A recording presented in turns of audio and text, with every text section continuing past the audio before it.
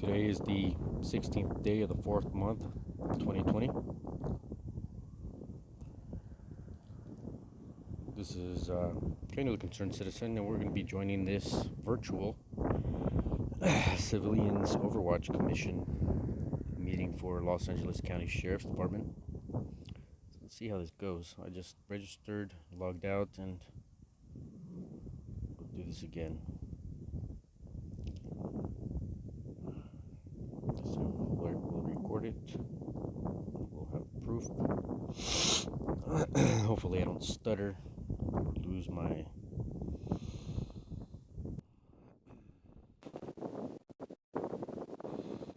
concentration halfway through a sentence.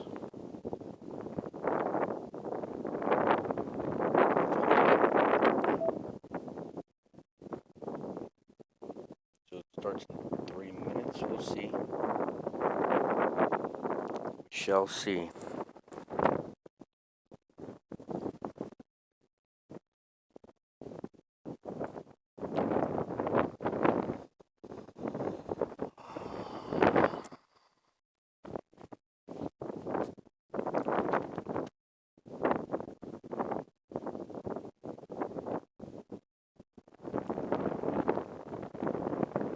I'm going to run and get more coffee if I can. Be right back.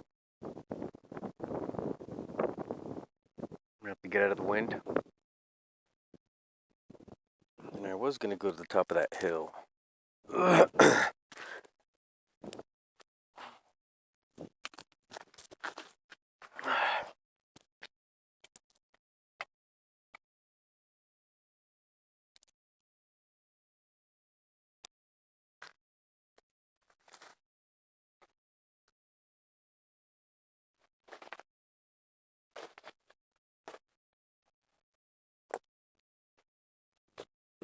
By logging into the system and granting permission, for microphone and who knows pictures and who knows what else.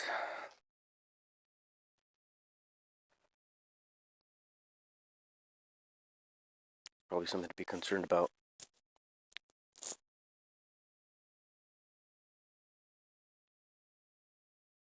Yeah, flipping a hide.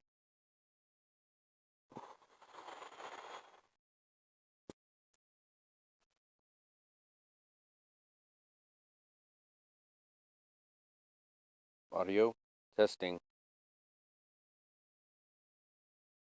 Radio check.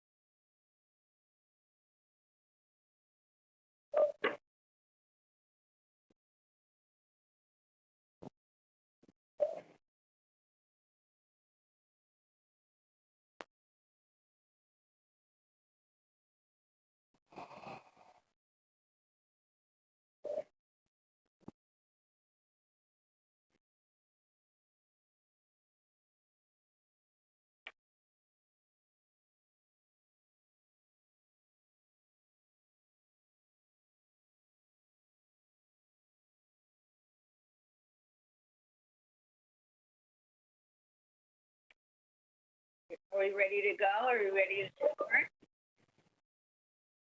Give us 1 minute, Patty. We get one more person on the line. Okay, just give me a signal, and then I'll call the meeting to order. Okay.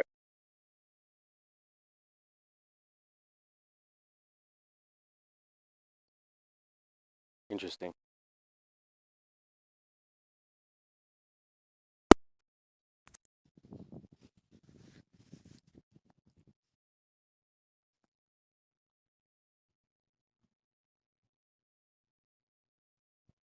Turn on this secondary device just in case the first one fails. Maybe this third one too.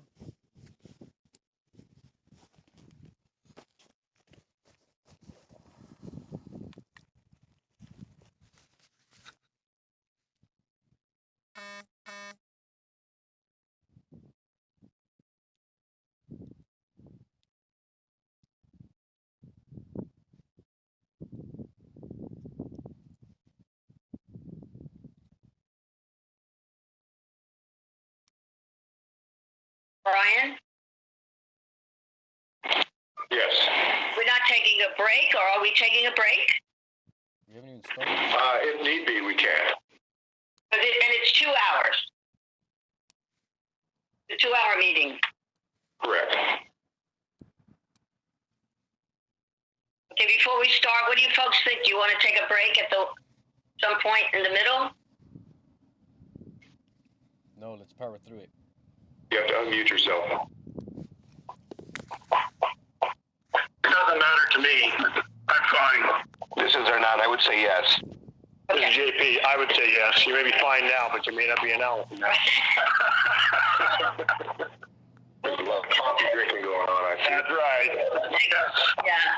I was reading about etiquette for Zooming and all this computer stuff, and they said, don't forget to give people a break. Okay, looks like we're all on. We can get started. Okay, thank you. Thank you, everyone who worked on setting up this complicated process that we're all engaged in now. Nice to see everyone. I want to officially call our meeting to order. Welcome, everyone, to our April 2020 Sheriff's Oversight Commission. Hopefully, you're all learning how to work at home, take care of your kids, your family, do everything that needs to be done, and still try to be a little bit sane. I'm finding that I'm working harder than I ever have, and not going anywhere. So it's good to see everyone again. What I'd like to do is start with our tradition. I have a bell. I'd like to sit together just for a couple of minutes, and there's a bell. And just also in terms of, some silence and acknowledgement of everyone who's struggling, people that have been lost, all the healthcare workers, law enforcement, county workers, city workers, everyone who's working, so many people are essential for us to be able to sit at home and be safe. So let's just take a moment together. Feel your feet on the floor, be grounded.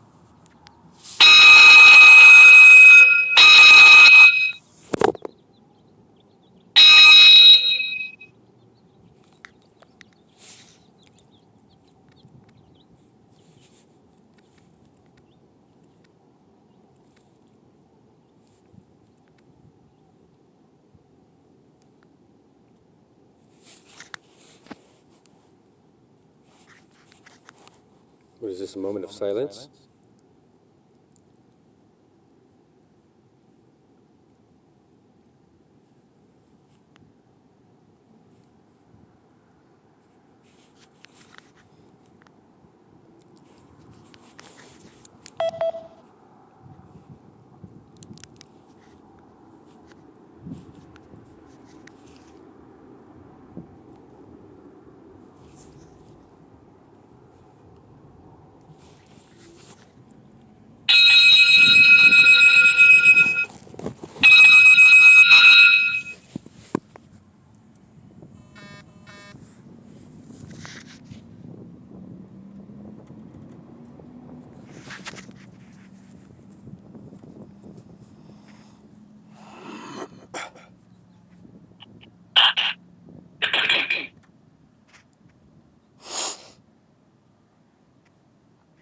So I wanted to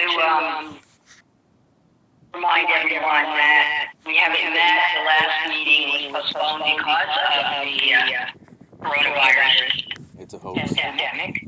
And we wanted just to acknowledge all of you commissioners who have been doing your work for the commission and the staff who continuously operated throughout this whole time. And we want to make sure that everyone who's online with us today, who are on the phone, I'll just remind everyone of some of our precautions. It's a little different now, so people, please bear with us as we figure this out. And Undoubtedly, this may not be the only meeting we have where we're not in person for a while. So if you want to provide public comment, you must access the meeting through WebEx. Please use the web link and register and join the session with your first name, last name, and email. Your information will not be shared with other attendees. For those of you calling into the meeting, you must email us your comments at coc.notify@coc.lacounty.gov. Please include the agenda items and meeting dates in your correspondence. So this is all preliminary, but as people are listening, this is still in effect to be in touch with us. When you're going to provide public comment, please be sure to eliminate as much background noise as possible. And depending upon the number of callers, and we don't know how much that is, we will either have 2 minutes or we may only be able to have 1 minute per person of public comment. When you want to provide public comment, please press the icon on your screen to raise your hand, and we will put you in the queue, and the call administrator will unmute you and announce your name. Again, I'll remind everyone, please be with us, please be patient, and we'll do this all together. Do you want to say there is anyone who wants to speak or wants their name to be included in the minutes? Please indicate that, and we will accommodate. So we're going to begin with agenda item number 1, which is the approval of the February 22nd, 2020 meeting minutes. Dr. Scott, are we going to do the pledge? What is the protocol with respect to these things? You know what? That is a very good question. Don't have a flag. Brian, what's your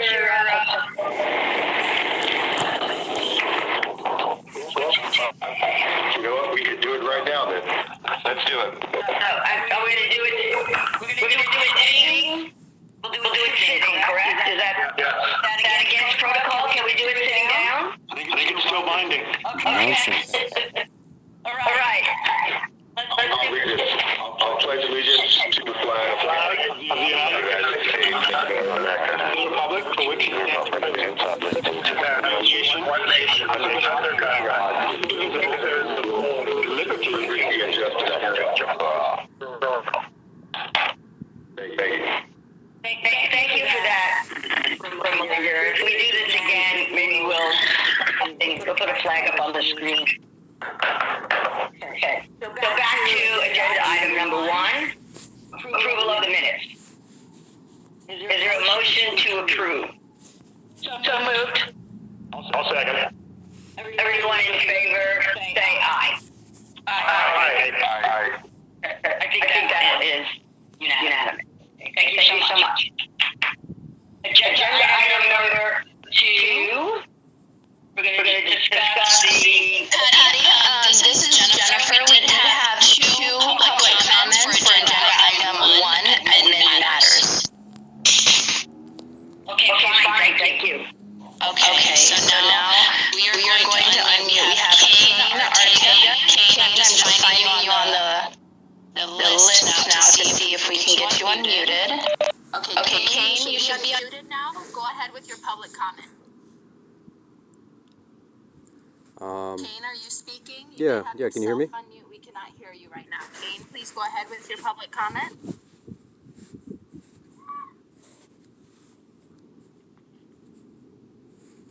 Kane, we still cannot hear you.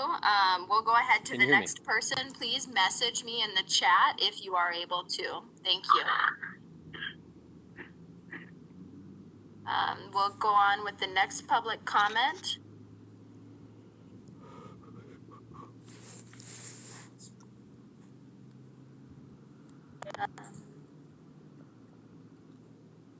The next public comment is from Elizabeth Pareco Angel. Elizabeth, we don't see you logged into the system anymore to make a comment right now. Okay, we'll go ahead and check on Kane one more time. Kane, are you able to speak now? Can you hear me? Kane, we still cannot hear you, so we're going to move on with agenda item 2 and check back in with you later. Please go ahead and chat with me. Okay, go ahead, Patty. Okay, thank you. Turning to agenda item number 2, which is a discussion on LASD's efforts to address COVID-19, particularly within the LA County jail.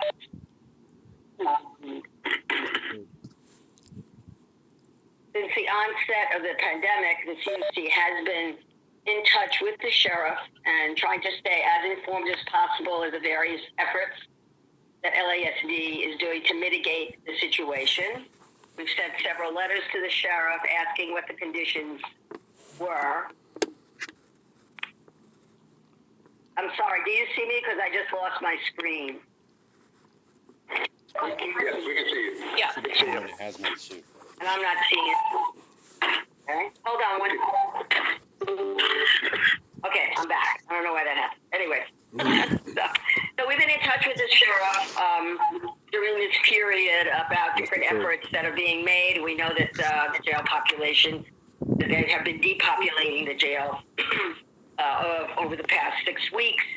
But we did actually invite the sheriff, a representative of the sheriff, to come to appear on our call today to discuss these issues, and that we were informed that because of COVID-19, the crisis, no one was available. Should have put him in a hazmat suit. Say that I am disappointed that we were not able to have anyone from the sheriff's department, because I know that they have also been working hard on trying to mitigate the situation. So here to help us discuss some of these issues, our Inspector General Max Hultman, and we also have Dignity and Power Now's Director of Health and Wellness, Mark Anthony Johnson. Thank you both for joining with us today, and we'll start with Mr. Huntsman. You have the floor, Max. Thank you. As you say, the Sheriff's Department has been working very hard on COVID-19. I'm disappointed to hear that they chose not to attend. The good news is that we've had a lot of interaction with the Sheriff's Department in the past 6 weeks, and they've been very cooperative as to jail matters. As you know, there's a variety of areas in which they're not so cooperative. But LSD, in this regard, I think has been phenomenal. And I want to say something about that. But the first thing I want to point out is that the number of cases in the jails is small, but it is now growing. I believe yesterday's count was up to 14 prisoners who have been confirmed to have COVID-19. I haven't gotten a count for today, but I expect it may be larger because I think it was the day before. The days all blurred together now. The Times reported in the hard paper 9 cases at the same time that they were reporting online 11 cases. So you can see that it's getting to the point where it's increasing. In, I think it's San Bernardino, it could be Riverside, I could be confusing them. Their jail has blossomed with virus cases, and they found that it's increasing in staff, but it is now increasing exponentially within their prisoner population. So that's always been our fear, and we're starting to see some increase. For a long time, we had very little. One CHS, Custody Health Services staff, has passed away as a result of COVID-19. I think that's been reported. A custody assistant from the jails is in the ICU, and I think that was reported on yesterday. So we're now seeing what we were afraid would happening, and that's a microcosm of the larger LASD issues where other staff members have contracted COVID-19 because of their first responder work. And as we all know, in New York, that's happened in large numbers. So we're hoping that here in Los Angeles, the efforts we've made will keep these numbers down, but we don't know that. We don't know what the future holds, so we're going to have to follow and see. And that's why I say I applaud the work that's been done, but we really need to do more. So now to the applause. LASD management has been on top of this from early March. Planning stages before that, but has been releasing people. February 28th, they had 17,000 some prisoners inside the jail, and as of now, they have 12,000 some. 12,000 some is the Bureau of State and Community Corrections capacity for our jail system. And people in the jail industry often say these rated capacities aren't really correct, but I believe that they are correct under ordinary circumstances because of the staffing levels that we put in our jails. Our physical jail might be able to hold more people safely, but the number of healthcare, mental health care, and custody staff we choose as a society to provide, I think limits the number of people we can effectively take responsibility for constitutionally in our jails. So it's always a concern of ours. As you know, I've issued lots of reports on this over the years. But now under a pandemic, I think that 12,000 is really a ceiling, and we need to go lower than that. But I want to applaud the work that's been done. Getting 5,000 people out of the jails is an amazing feat for law enforcement to do so quickly, and it's a hard thing for law enforcement to do. So I applaud the fact that they have done that enthusiastically. When I started addressing this weeks ago, I expected resistance, and we haven't gotten it. They have been an enthusiastic partner in trying to make a change, because I think everybody understands releasing nonviolent prisoners at this time is in the interest of public safety, no matter what you think about the possibility of crime. So I think there's been a kind of a way in which we as a society have stepped up, and the fact that we're all on video here demonstrates that. Secondly, I want to say the staff is excellent as well. Sir? Judge Bonner, did you want to speak? Yes, I did, but I just wanted to ask a question. This might be a good time to do it. In terms of the decline down to 12,000, how much of that has been a decline in arrests within the county, both Sheriff's Department, LAPD, and other law enforcement, as opposed to release of nonviolent detainees? Yeah, not killing. That's a good point, because I think often when this is discussed publicly, people say we've released 5,000 people, and that's not the case. We've released substantially fewer than 5,000 people as a result of the efforts to release people who are vulnerable or otherwise appropriate to release within the jails. That's a significant number. I don't have a figure for you, but a bigger driver of it has been from the beginning reduction in arrest. So we're not filling up, and there's natural attrition to the population as people leave jail ordinarily.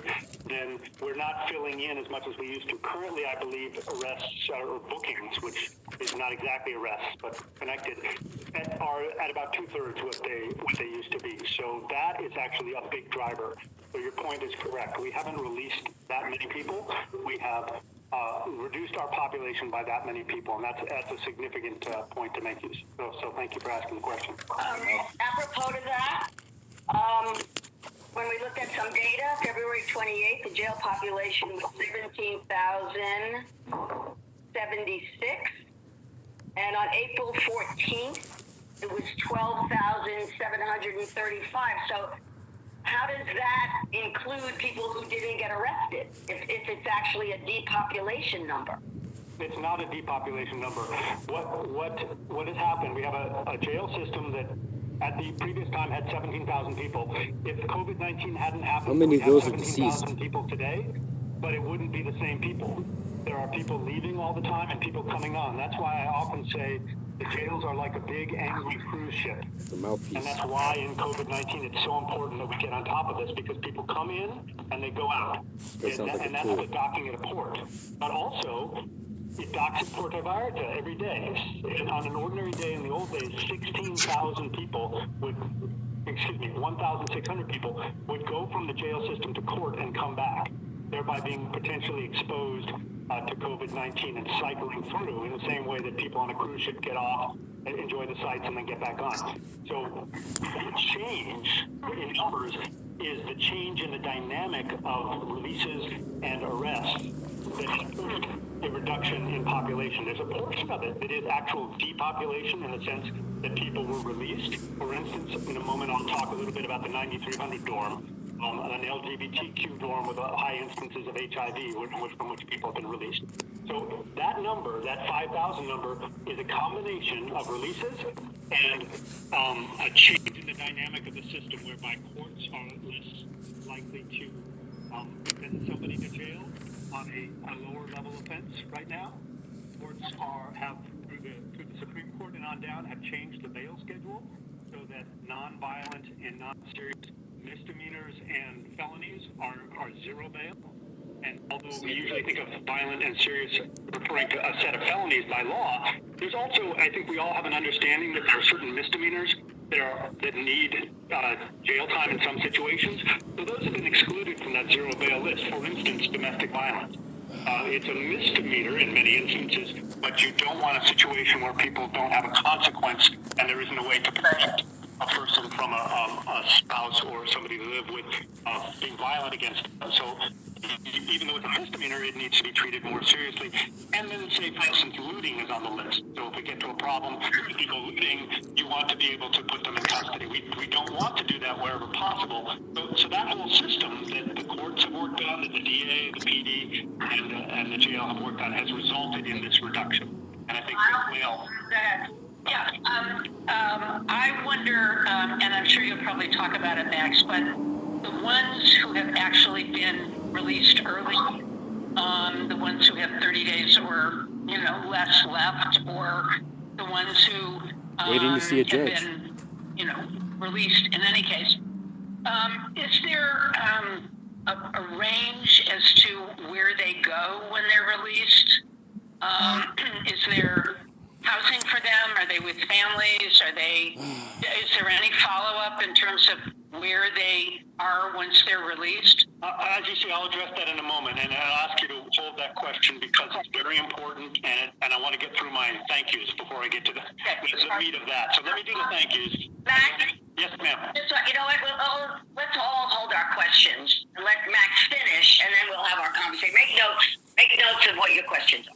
So I think this point will be addressed, but at the end, I'll be happy to answer questions. So on to the thank yous. Thank you. I talked about management, and it's not just the sheriff's department, but the county as a whole. And I think all our government agencies have stepped up, and the public in a way that is very heartwarming for me that we have done this sort of cooperative effort. I am not saying that it's perfect or that there isn't a lot more that needs to be done, but I am saying thank you for what's been done. I also want to thank the staff. I've been into the jails more than once since this happened. Last time was 2 days ago. And the deputies are distributing commissary items to prisoners because the vendors who do it normally aren't coming in. So the deputies are taking on extra work. We have been very concerned that deputies, medical staff would stop coming in because of fear. And so far, that has not happened. The deputies are doing their job for the most part. There's not that there aren't people who've gotten ill, but people are still working hard and heroically. And the same thing is true for medical staff. There's issues regarding what kind of masks, other PPE, protective gear that people get, and staff have raised concerns, but they're still working and they're still doing their job. At a juvenile facility, not officially your business, I was talking to two nurses, and I was really touched. They won't take a veteran to the VA hospital. They know what's going on better than we do because they're medical professionals. But they also have a commitment, and they're not going to back down from this. So I wanted to again thank the staff. Now that some of the bad news is that there's CDC guidance on this way in which people should be screened as they come in, staff members on a regular basis, and we're not following it effectively, and that's a problem. LASD has obtained thermometers on its own and is having staff self-screen and is working on that. There's a lot of N95 masks available for LASD personnel, but not as many for CHS staff. So there's an imperfect process. And in the jails, one thing that people who don't go in don't always realize, many people in the jails are not housed in individual cells. They're housed in dorm settings. And this is true in juvenile as well, in the camps. Dorm settings, there's no such thing as defensible space. There is no way to create a 6-foot distance between you and other people. In the 9300 dorm, which I'm going to talk about, this is an LGBTQ dorm. It was the subject of a Times article at the end of March, and I have been kind of focusing on it because it's a representative sample, not a representative, but a sample in which we have detailed information. And it's hard to get detailed information from the department on everything because it's a big list. Not that they're not cooperative. It's hard. Well, in that dorm, there's 100 people in that dorm. It's rated for 117 tops. There's bunk beds that are 3 feet apart. So when people sleep, they're going to be transmitting the virus if it gets into that dorm. And I did Spitting is a deadly breakdown assault. of all the charges against the people in that dorm and looked through, and it was very easy for me to identify out of the 100 people in there, 43 of them are in on charges that appear on their face to be the sort that should warrant release. Vacancy, sleeping on the beach in They are Vegas. nonviolent charges, including drugs and theft for the most part. There are some where there's questions. For instance, as those of you who are criminal law practitioners, there are 459 charges in there. 459 is generally a burglary charge in which a person maybe went into a store. There's a lot of homeless people in there who didn't return a shopping cart, but at the same time have a 459 charge or a trespassing charge with a 459. It's possible to commit 459 when you intend some other crime that's potentially violent, but it is usually related. It is even possible to have a crime now? What we call resburg, a residential burglary in which a person enters a home, which is a concern. But most of these charges are lower level, and so these people are folks who ought to be able to be released safely into the community under these circumstances. I thought about stopping law enforcement saying, "Hey, I need They a have vehicle." in that dorm released some people, but they've also filled it back up with other people from throughout the jail because they're trying to create quarantine spaces. So that dorm has had people come into it who have been in other dorms, which is a risk for transmission. So I use it as a sample, both to tell you if there's 43 out of 100 people there who are not out there on serious or violent felonies or otherwise people who we just can't let out because they're going to be attacking us in the streets, then I think that's an indicator that elsewhere in the jail is where, even though I haven't broken down all the numbers, there are a large number of people who are in that category as well, that we need to seriously, as a society, evaluate whether or not it is in the interest of public safety to release these people before, for their benefit, before they get COVID-19, for the benefit of staff in the jails who are going to suffer first after prisoners or even before prisoners. Staff had it before prisoners did. And then ultimately the public, because when you do release these people, and many of them have release dates coming up, they'll ask about the 30-day mark, but some of them are within that 30-day mark and some are outside it, but many of them are coming up for release soon, so we are going to release them. It would be wiser to release them sooner rather than later. And this tells us a couple things. One, and both of these relate to your question, Commissioner Rubin. One is that you could be within the 30-day window and nobody's releasing you. There are people who are in a few days and they haven't been released. That's because the biggest enemy we have here is not resistance, not disagreement, whether or not to release people, but over bureaucracy, staffing. You, a.k.a. you. The good news is that the Sheriff's Department has converted, reportedly, a lot of the custody assistants we all who are doing ICE evaluations to transfer people to ICE. They've converted them to doing evaluations. You're from my good side. But it's a slow process, unfortunately, so it's not going as fast as I'd like. But the good news there is we're not transferring large numbers of people to ICE, and that causes us not to transfer COVID-19 potential cases to another facility and frees up that staff. So there's a process going on. It's imperfect. And then the other piece I wanted to point out to you, response to your question about releasing people to treatment or to assistance on the outside, that particular dorm has a large percentage of people who have HIV positive status and need medical assistance or are simply higher risk, but some who actually need active medical assistance, as well as people, and this is true throughout the jail, people who have mental health needs, who are receiving medication. We have people in the jail we think of as severely mentally ill who are in an isolated cell, and obviously when those people are released, they need treatment and help. I work at the VA hospital. Who need some assistance on the way out, like people in the business call warm handoff, where they are provided services on the way out. And the Office of Diversion and Reentry has been working very hard to try to find placement for as many people as possible, because the ideal in releasing people, if you're just part of the general population, most of the time we can just release you. But some people, even in the general population, are at risk for homelessness if they are at release. Define general population. If we can provide them homes where they need it. And then, as I say, those people who have medical issues or mental health issues, the best solution is to be able to provide them with assistance as they leave. That's the good news. The bad news is that process takes time and is difficult, and we have limited resources. Yeah, with that budget. Slows down what I wish were identifying people who are appropriate for release and getting them released a long time ago. So that's kind of an update on the status of where we are. I'm just going to check my notes to make sure I didn't miss something Probably while the important. corpse is still warm. I think I've covered all the sort of main points, so now I'd be happy to answer any questions as best I can. Commissioner Rubin, you want to clarify?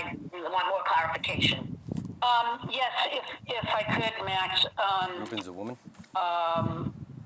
When was the last time that you assessed the numbers and you indicated that the Office of Diversion and Reentry is trying to find placements, it's going slow. The sheriff and others in the county are sort of working to do this, but it's slow.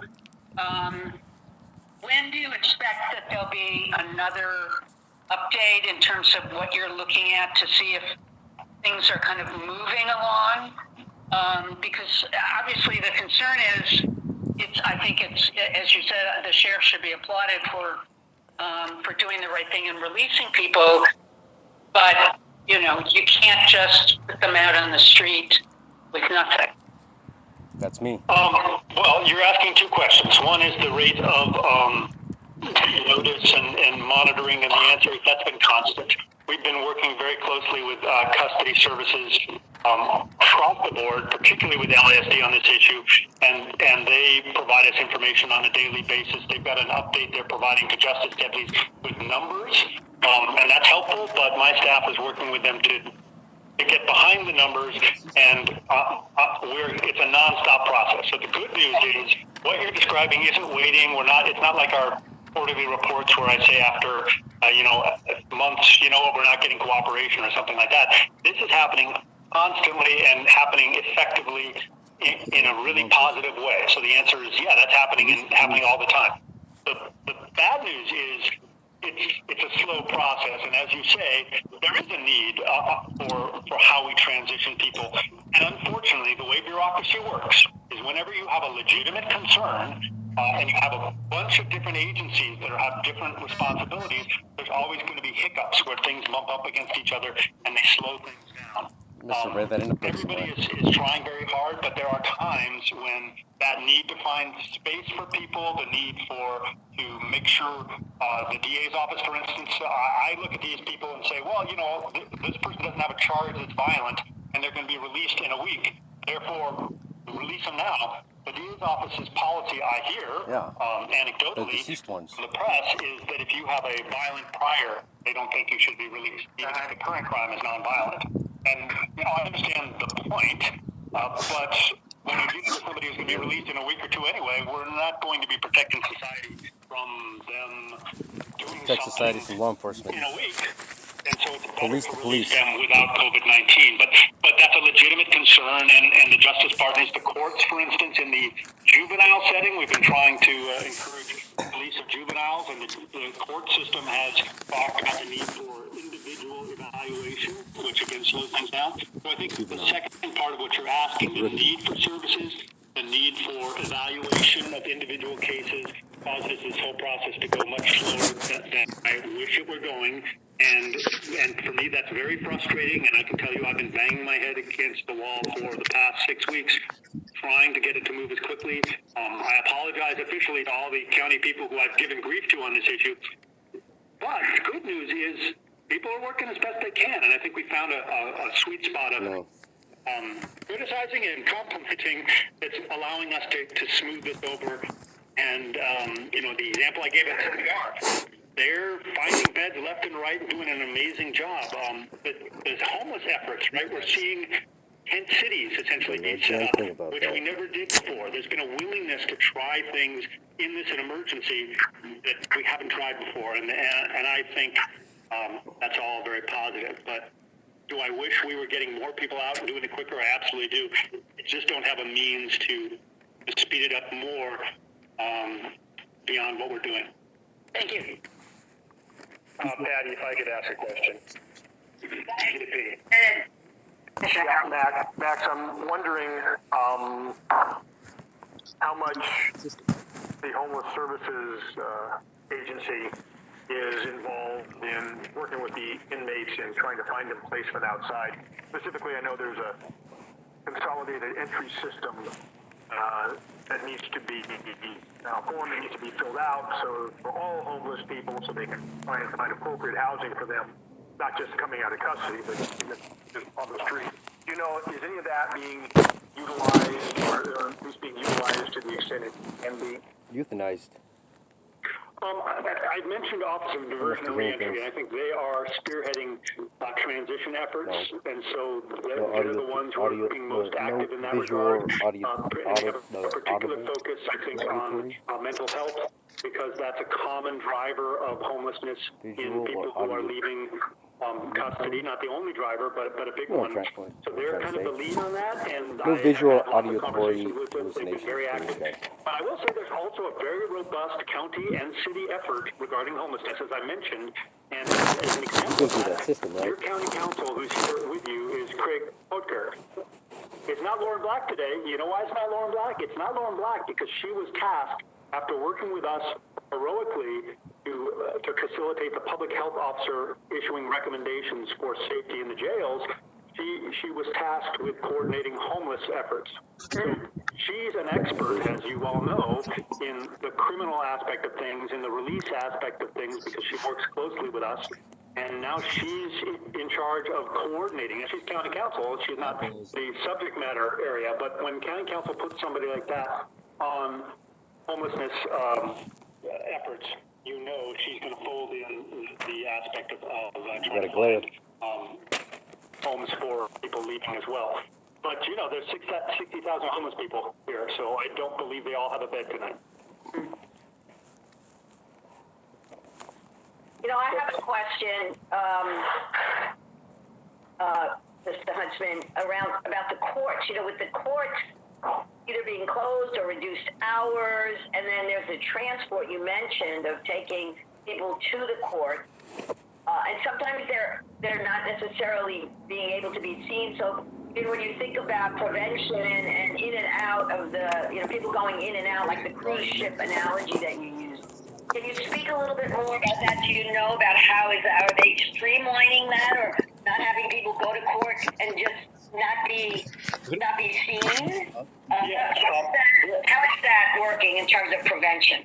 Eyeballs. It's the same, I would say, I mean, not that I have as much detail about it, because it's not directly our business, and I'm in this emergency situation. We've been trying to use our resources to help government do the best it can where we think they'd be most useful, and I guarantee you, me telling the courts how to do their business is not going to be helpful.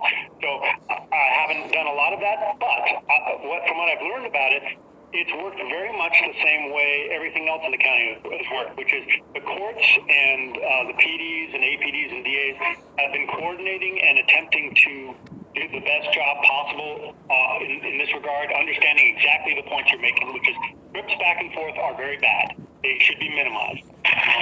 Using video in order to do remote hearings and whatnot is a much better practice, but we're not geared up for it. Get it wrong and made it. The facilities we would need to do it in the numbers we would like.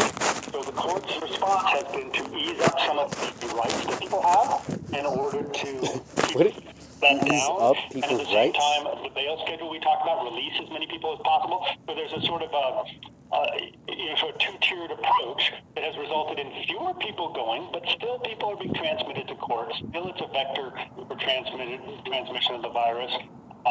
It's a concern within the staff. There's been a lot of concern on the part of, say, the deputy DA union has been very concerned about exactly the things you're pointing to. So it's an ongoing issue, and I think it's been handled in a very similar way that the LASD, that custody health services, that homeless outreach, that everybody in government has been doing the same thing, which is we figured out what the problem is.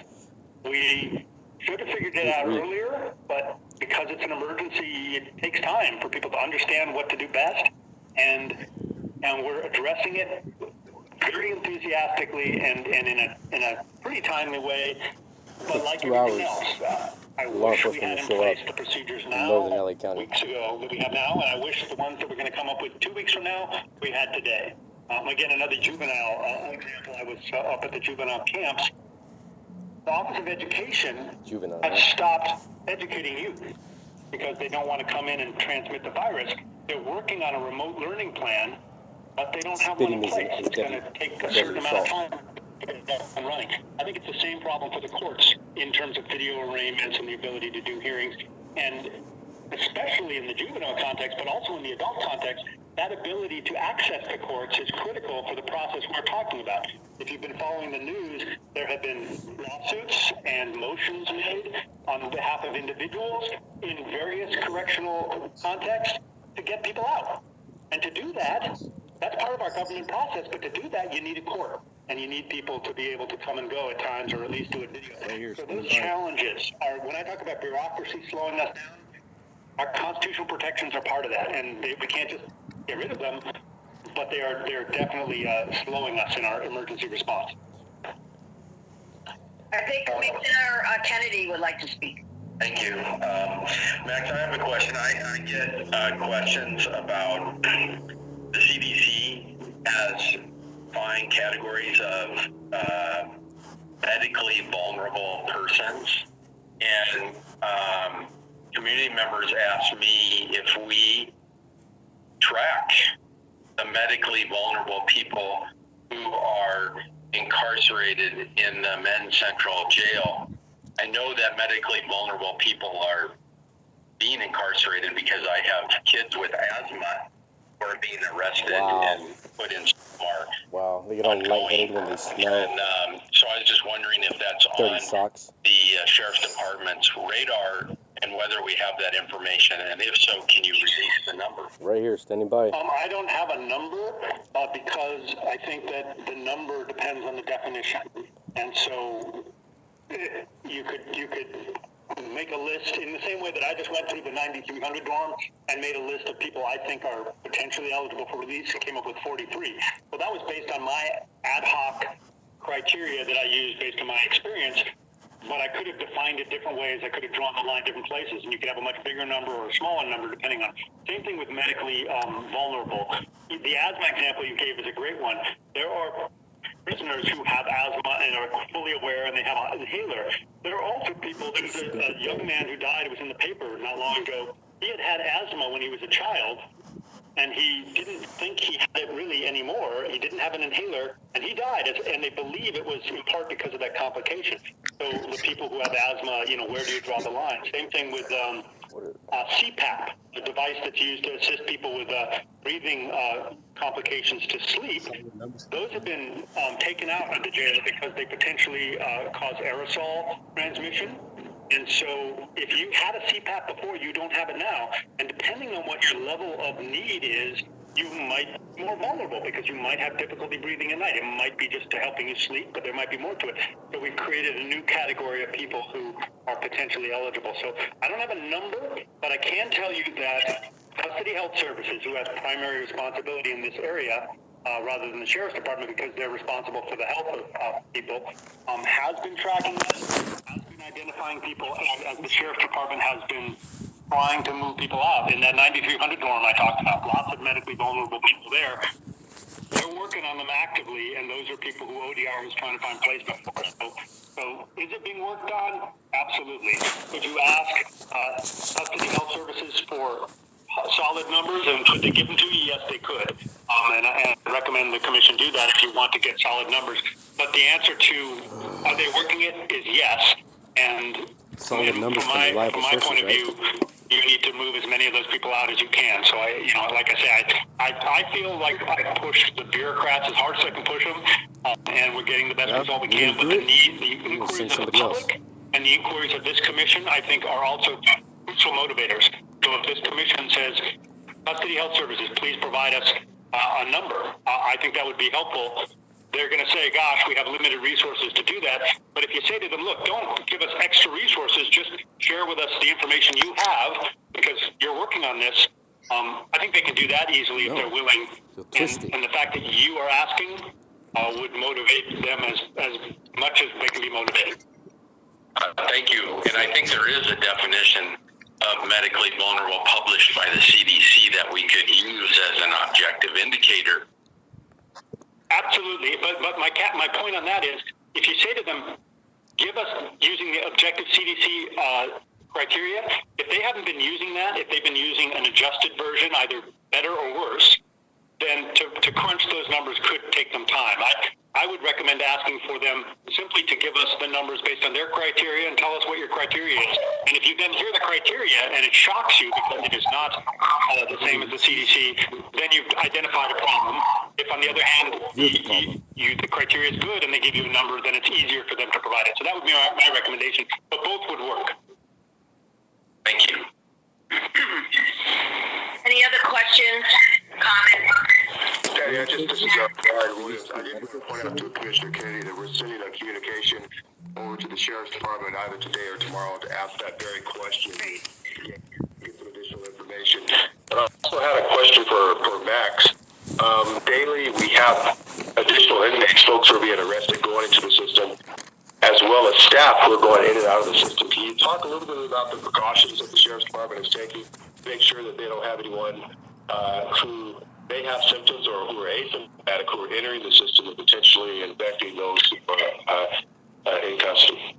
I will do that. Before I do that, I've been texted by one of my staff some information. The question was asked about releases and bookings versus other releases. I just wanted to let you know that in March, and this is a little bit old, but in March, apparently there were 5,640 bookings and 8,850 releases. That's not necessarily releases who were released because of this, but it gives you an example of that disparity in the numbers is part of what's driving the reduction. But it also gets to your point, Brian, which is, yeah, we have a heck of a lot of people coming into the jails. We have a heck of a lot of people transferring back and forth from court, even though it's a smaller number. We have staff, thousands of staff coming and going every day. The procedures in place are insufficient for the nature of what we're trying to do. If your goal is to protect people inside from getting COVID-19, we do not have an effective system in place. We issued a report before this all happened about the insufficient medical staffing in IRC, the Inmate Reception Center, and it hasn't been bulked up to this level that we needed before the COVID-19 outbreak. And so I don't see how it can effectively now work with the greater level of efficiency that we need. Are they doing screenings of people who come in? Yes, they are. And have they increased the protocol so that it's more stringent than it was 2 weeks ago? Yes. As I had mentioned, LASD is on its own doing screening of staff, which includes self-screening, which isn't as good, but is better than nothing. But that's not happening uniformly. It's a new thing that LASD is doing. Custody Health Services isn't doing it. Over at the juvenile facilities, again, a different group, but at there you fill out a form saying, I don't have a fever. You aren't even asked, did you check temperature? So this problem of cycling in is why I used the cruise ship analogy. There is no human way, given no human way, you know, we have at this time and the level of expertise and ability we have to stop the transmission of the virus. It will transmit. It has transmitted and it's going to keep transmitting, and that's why the best thing we can do is to take this controlled environment. I'm going to name you Play-Doh. It's like a petri dish in which people are going to get ill and then go out to the community as a whole to break up as much of that as we can and reduce the numbers as far as possible because of exactly the question you're asking. The answer is they're trying and they're doing a lot of it. Let's go to the other extreme. But I don't think it's going to stop. It hasn't stopped. I mean, it's gotten in. Saliva swapping parties. So we have to keep the population down as much as possible. Chair, can I piggyback on that, Max? What? I just have a question. I know you. Thompson. What is the screening process? What does it consist of? Is it a saliva test? Is it a prick of the hand? What does No, none of that is happening. Actual testing that you described is, as you know, on a national level, we were caught woefully unprepared. On a state level, we were caught unprepared. We're firing up our testing capacity. But the current approach to testing is that it is primarily used for people who have symptoms, a fever of over 100, coughing, and those people get tested in a medical setting, but not even in all cases everywhere, but in California, I think that's what's happening. They've expanded out now to some random testing in the community to get a sense of spread, but that test takes time to return, so it's not a screening test for people entering, and it's not available in the numbers needed yet to be able to use it on people entering. So if you were to go into jail today, either as staff or as a prisoner, they would take your temperature in some instances, not all. They would ask you about your symptoms. They would observe what your symptoms are.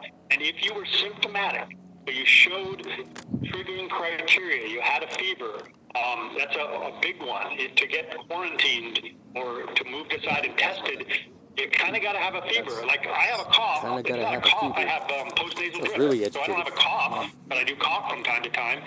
Dr. Pereira, who's running this whole thing for the county, has a similar thing. That doesn't trigger it, but if you have a fever also, What a okay, we're like, tool. oh, you may have COVID-19, and they put you in quarantine. They take a test, and if the test is positive, they put you in isolation. But until that happens, something like 80% of people have symptoms, but 20% don't, we believe. You're exhibiting So people can come in asymptomatic. People can come in with mild symptoms that nobody notices. They don't have a fever, for instance. illogical, And there's no prick, unfounded, not there's no based in test reality. that will actually identify them. And that's part of the reason why, even if we were doing a better job than we are, if it was like in the movies with people with moon suits and everything, Like in the movies. we wouldn't be able to catch all the cases, and it would get in. So that's the nature of the challenge. Just scientifically, there's a limit to what we can do at this time. Yeah, with that, Any so much. with that. other questions, comments before we move to? No, I'm ready Okay, now. good. Let's invite our next Mark Anthony Johnson. Are you here? I'd like to invite you to make your comment. No, Thank you for being here. got 50 years of this to go. Yes. Hey, thanks for inviting me to come speak on this issue. Really appreciate Mark Anthony, I need to see to ID. speak to the commission. It's been a minute, and always feel encouraged by the work that you all are doing. I was mentioned, I come in the capacity of being the director of the Frontline Wellness Network. We organize healthcare providers who work in the community, but also in the jails, and certainly many of whom are concerned about what's happening right now. And so I think a lot of my comments are in line with how this conversation has already been going. The jail population has dropped significantly. We think that is really critical. We think that's really important. There's been an unprecedented level of coordination Really? across the board from many of the county departments that include the sheriffs.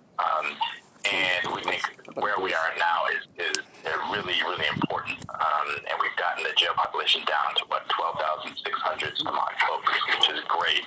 And as was named, that certainly is very close to BSCC recommended capacity. But as we can see, we know jails are built for control. They're built for punishment. They're not built to preserve life. And so as we even approach that BSCC recommended capacity, we're seeing that it is simply not enough to prevent spread. And I think I just want to reiterate what Mac has already said, that community spread in the jails is happening.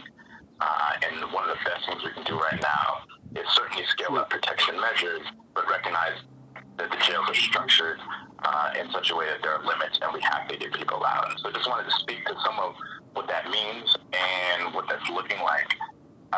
So we know that part of the issue is the dorm spaces, as was named, and Max certainly named some of the units, the 9,800 units, and there are other units, which we have folks, 60 at a time, 100 at a time in spaces. And just so folks understand some of the protocol, if someone in a dorm is symptomatic, that person is then isolated, but the dorm is put on quarantine, which means that community spread and COVID-19 running its course of the dorm is the practice, right? That's the danger that we're up against right now. And so as we speak, there are spaces that are under quarantine where this thing is continuing to spread, where you have people who are shoulder to shoulder, and alongside all the things that we have just named, the bunks being close together, people sleeping within arm's reach of each other, and the like. And so again, reiterate the need We also know the capacity for isolation is very limited. The CTC capacity, this is where people who have COVID-19 are being placed, they are at capacity. And so what we know, if there are 700 people on quarantine right now, if that continues to grow and spike over the next couple of weeks, they're certainly going to be at capacity. And certainly hospitals, LA County USC Hospital is going to be taxed as well. And so again, reiterating that folks should be tested and released into places where they can be quarantined, or they can be isolated, where they can be taken care of. And we also know things like negative pressure rooms. These are rooms that are specifically designed to prevent the spread of disease, right? And I think these are particularly important given that we have guidance now that folks should be wearing masks. There are a handful of those rooms, literally. And so we do not have adequate capacity in the jails to really protect folks. And in fact, as we can see, the practice and the protocols are, in fact, putting people in danger. I'm looking at you. We also know that a lot of the isolating capacity is going to rely on the structure of isolation in the jails, which often is punitive in structure, right? And so folks are being housed in cells, not allowed to leave, not a lot of movement. And so, I think this is a particular concern with people who have mental health conditions, people who are deemed incompetent to stand trial, people who are being conserved right now, folks who have mental health disabilities. We have very serious concerns around what isolation means for those folks in a jail context, right? It's a significant amount of folks are going to have to rely on what the jails deem as isolation, and oftentimes those look like punitive architecture, right? There was a question that was raised around healthcare, right, and medical vulnerabilities, and I think we should certainly look at the CDC to identify that and also draw on what we know. And we know that Correctional Health Services was founded in 2015 on the premise that at least half of the jail population has at least one chronic health condition. On the premise, talking about diabetes, you're talking about COPD, chronic obstructive pulmonary disease. You're talking about hypertension. You're talking about heart disease, right? And we know things like diabetes are really, really critical factors that exacerbate not necessarily the frequency, but the intensity of the disease on people and the intensity of hospitalization. We also know that 1 in 5 people who have COVID-19 are also have a co-infection of other respiratory conditions or respiratory diseases like the flu. We also know that 1 in 10 people who are hospitalized with COVID-19 have those things as well. And so we're seeing co-infection being a really critical piece that, again, the jails can't control. And so we're just not trying to prevent COVID-19 from spreading, but also other respiratory infections as well. And I think, there's a critical piece here around testing, and we continue to hear reports from folks inside, incarcerated people inside, who have requested testing and didn't get it, who requested testing and received the results late, who requested testing and barely got the results upon release, or didn't get the results upon release. And again, these are really dangerous protocols and practices that we think are putting our folks at risk. And so I think also as well, speaking again to the question of who are we testing, folks who are afebrile oftentimes are ruled out in terms of testing, and I think we have to really step that up and recognize, as Max was saying, you can have simply respiratory symptoms alone. You don't necessarily have to have a fever to have COVID-19. You don't have to have any symptoms, right? And so if someone doesn't have a fever, doesn't mean that they shouldn't be tested. And I think we have to really be able to track it. And so I think there's really key pieces here that we can draw from that really, for us, continue to push at the bottom line, which is test and release as many people as possible. We sent a letter, and I say we, Justice LA, and a lot of the organizations who are part of the coalition, sent a letter to the Sheriff's Department, to the LAPD, to the City Attorney's Office, the DA's Office. The LAPD and the City Attorney have responded to that letter, which includes policy and practice demands that we think were really critical for the county and the city to follow to protect folks and to get folks out. We have not received a response from the Sheriff's Department, and we know they are working. We know they're making moves. We know they're reducing arrests. Those things are really critical. We acknowledge that. We think that's important. And again, what we are bumping up against is a COVID-19 crisis that is sitting on top of a crisis of incarceration that existed prior to COVID-19. And it is really exposing the ways in which incarceration is a public health risk, and what we're seeing now. And so I think there's several things that this commission can do. We hope you really move on. One is the passive resolution is they continue to drive releases, continue to move forward below BSDC capacity. Originally, we thought this could be the goal. If we can get at least to 12,000 and then start to move from there, I think we've got to wind really quickly that as we approach BSDC capacity, it was not going to be enough. And we're seeing that now. And so continue to push for releases, continue to push for increased protections on folks. Also clarity and transparency on some of the vectors. We know that 432 LASD personnel have been quarantined. How many of those folks were custody staff? I think, again, it's just important information for us to know in terms of how people inside of it put at risk, or healthcare providers or inside of it put at risk via that vector as well. Obviously, we have to increase testing and the protocols around testing, but we also want clarity on medical vulnerability. Again, this has been lifted up. How many people have diabetes? How many people have lung conditions? How many people have heart conditions, hypertension, HIV, and the like? There's a really important effort that has happened that folks with HIV have been identified. A list of about 300 of them have been delivered to the judges. It's our understanding that at least 40 of the folks on that list have been cleared for release. We don't know the outcome of the rest of those folks. But these efforts have to continue to get people out, really screening and looking at medical vulnerability. Because again, folks are in jail. Many of them have not been proven guilty of any crime. And again, even if they were sentenced by a judge, they were not sentenced to disease. They were not sentenced to death. They were not sentenced to suffering or being in harm's way. And so we want to really push this county and the sheriff to continue to push for removing any barriers to release. So those are the things that we think this commission can help support, and momentum that this commission can help support. I'm happy to answer any future questions. Yeah, I have a question. I'll use my privilege as chair to jump right in. Bear with me. But as you're speaking,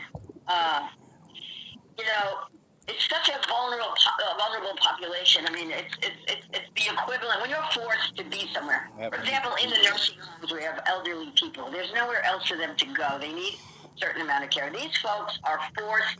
They are under the jurisdiction of the county, sheriff, the government. So, Mike, I'm not trying to be naive, but why hasn't Dr. Ferrer and the other public health officials put these inmates in a high category of priority, because they are contained together, as we've all been talking about? Clueless. A high priority of testing. As kind of why aren't they of the highest priority when they say people over 65 and they say, people in nursing homes, etc. It seems to me that there is such an obligation to include that population, even though I know the testing is taking a while to get to it. But I know you have been talking to people about that. What have you been told about why they are not the highest priority with other vulnerable populations?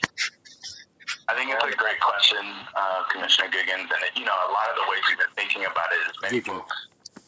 Literally everyone who's in the jails is going to come home at some point. Many folks, the jails are going to be released soon, and so we very much see the screening and the testing and the release of people inside as a protection and a human rights measure for folks inside, but also for the broader Los Angeles community, right? And so we've initially moved very quickly along with a lot of other groups to really talk to and encourage and push public health, particularly the local health officer, to issue recommendations around screening, testing, and releasing folks out of the jails.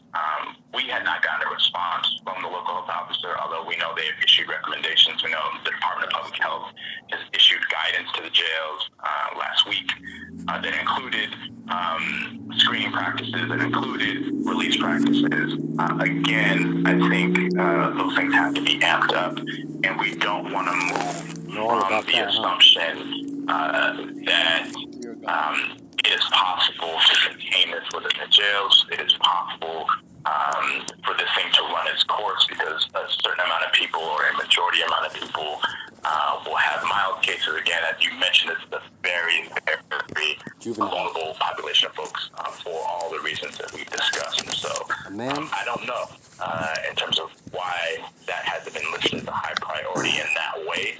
But we have seen the guidance. We think it's important. We think it needs to go further towards pushing for relief. Thank you. You're welcome. Other questions and comments for Mr. Johnson? Mm-hmm. I'll abstain. Okay. Thank you so much. We'll continue our discussion for a few minutes. I'm hoping that you'll stay in touch with us as things develop, as things change, hopefully as things progress. Thank you so much. After you're gone. Definitely. Thank y'all. Any other comments, commissioners, on this topic that's been brought up about us making either a resolution or a statement? Any thoughts about us making sure that we are using, our influence and our oversight to the best we can?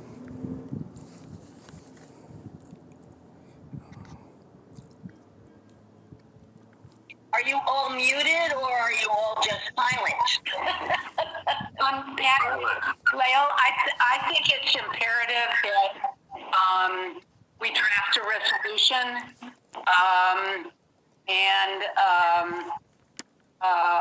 all of these issues are so critical. The ones of the vulnerable medical and mental health issues that that Mark Anthony raised, just my heart cries out for this, and I would like to see us send a resolution. I guess it would be to the jail, maybe to I'm not sure who it would go to, but Mark Anthony, who would you suggest? Did you just say what you said?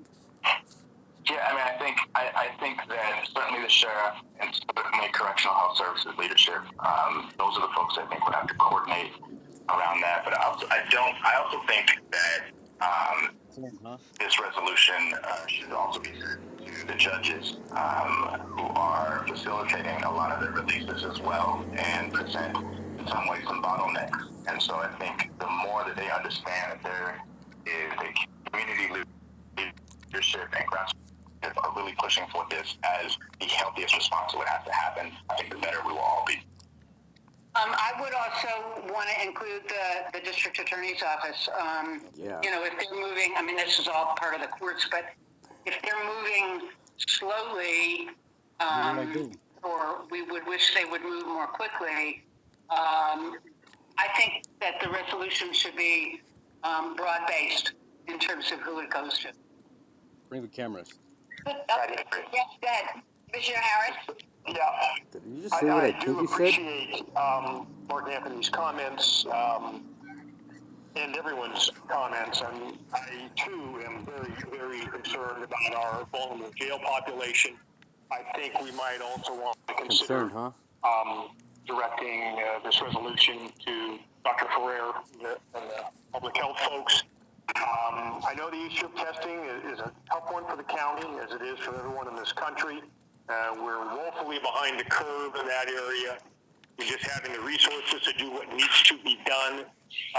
We may not have, but I think we need to go on record of letting the Department of Public Health know that we believe jail is a real hot spot in LA County. It's an incubator for COVID-19. Everywhere I go. So many people transfer in, transfer out on a daily basis.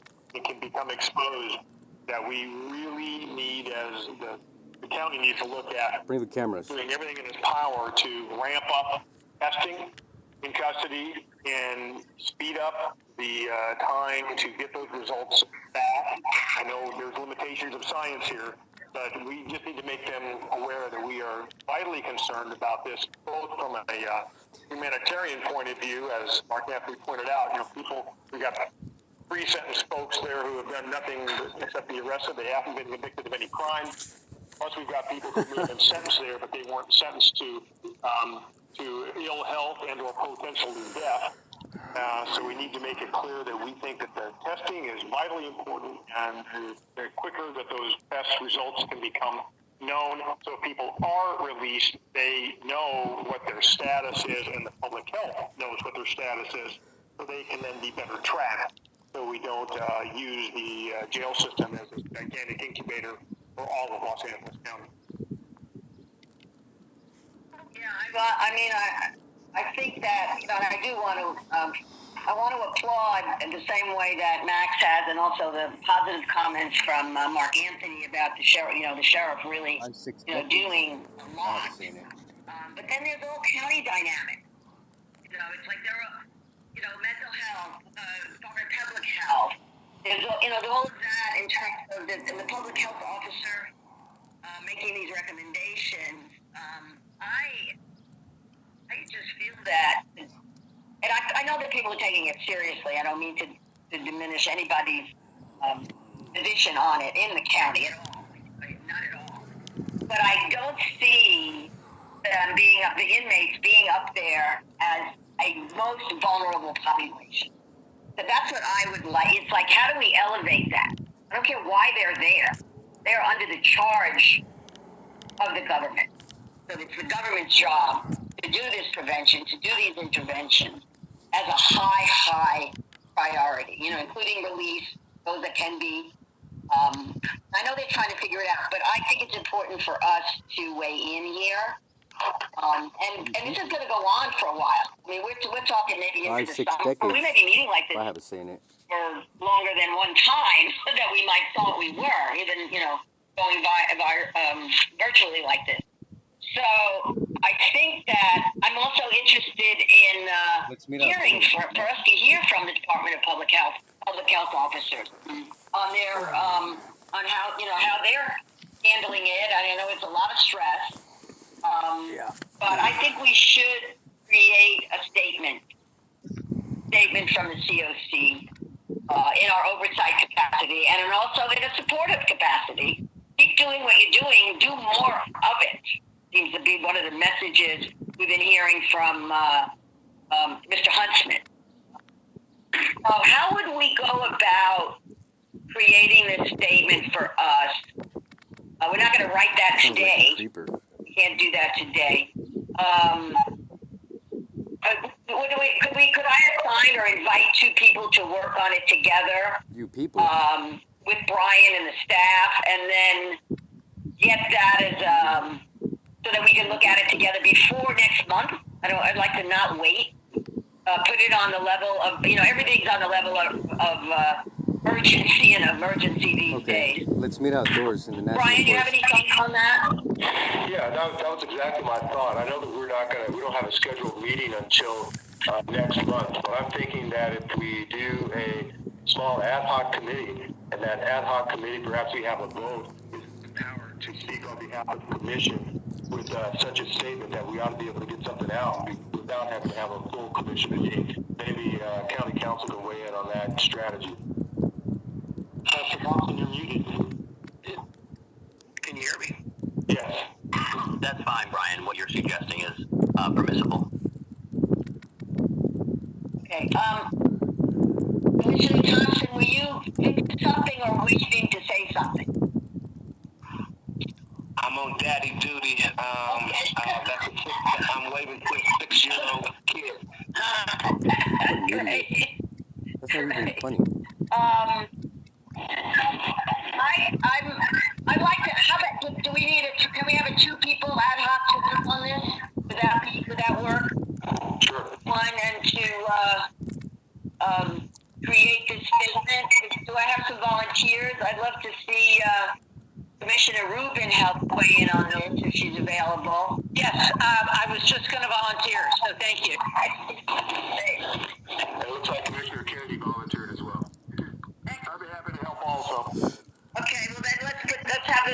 you. That's perfect. I want to encourage you to Zoom together as soon as you can to get this on the fast track, and then I guess you'll have to do it, Brian, through email. How do you do that?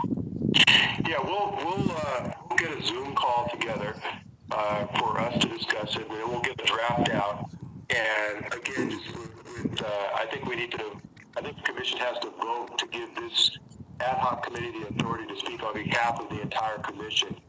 That we're not sending it out to the entire commission, the draft out to the entire commission, but we'll put this together, and that will be our statement with a signature from the executive director and the chair of the commission. Okay, that sounds great. Thank you for volunteering to do this. Yes, Commissioner Vera. Yeah, I support the effort, but I don't mean to be a Debbie Downer, but I think there has to be some kind of kernel to this that's more than just aspirational. You know, I mean, obviously we all think this pandemic is important. Obviously, it's going to affect jail population. So I don't quite understand what we're adding by saying it's important. I mean, it's just I don't know. I'm just maybe in my head as to what there should be something more that in there, and I don't hear it. I would like to point out that this is something you absolutely could do. The CDC has said that staff coming in should be temperature checked. I realize it is not complete, it is not a fix-all, but the idea of taking a test that takes days for a result and that we don't have the testing kits for, that isn't going to happen, at least not now. Maybe in the future it will. But temperature checks could happen right now. The CDC has recommended them, and within the county, the response has been, well, we're thinking about it. We have limited resources. We're not sure we can do it. This body could say, please, we have a bunch of people who nobody speaks for. It's our job to speak for them. We want them protected. Please find the resources.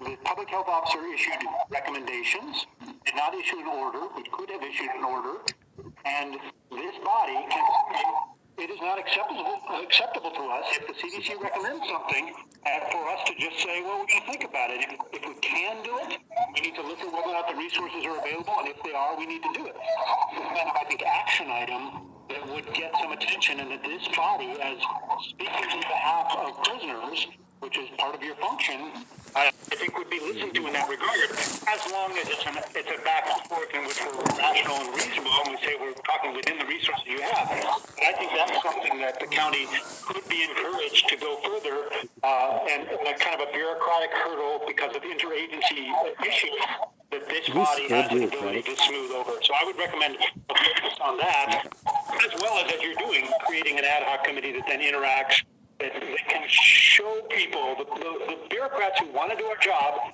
but we're in a little quiet bubble that nobody looks into. If the public, through you, is looking and paying attention and caring, then I think that has a powerful impact. But Commissioner Vera, I share your concern that we not just kind of add extra chit-chat about, what the doctor should be doing, but we point out particular things that don't seem to be happening and ask why not and what's. Right. Well, I agree. This is about a feel-good statement for the commissioners. No, not at all. I think that we have very quality. We have a system of this ad hoc. When your brains get together and you focus, you always come up with meaningful contributions. I like the idea of us saying, why isn't there an order? We're ordered to stay inside. We're ordered to wear masks now. No, thank you. Businesses are ordered to close down. I do think that I have serious questions why this population is not up there with the highest, most vulnerable, coming from the Department of Public Health and the other entities that can make it a much more important population. And I know the sheriff's doing it. The sheriff's doing it, but what about the rest of the county paying attention to this in a way that to get elevated? So I trust, Commissioner Vera, our commissioner to drill down, and I'm sure they'll do some quick phone calls. All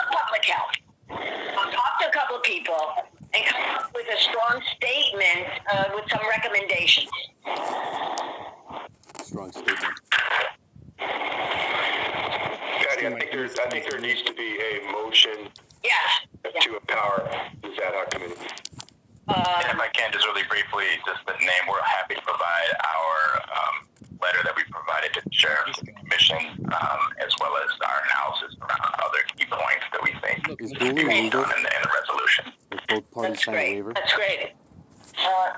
Commissioner Myers.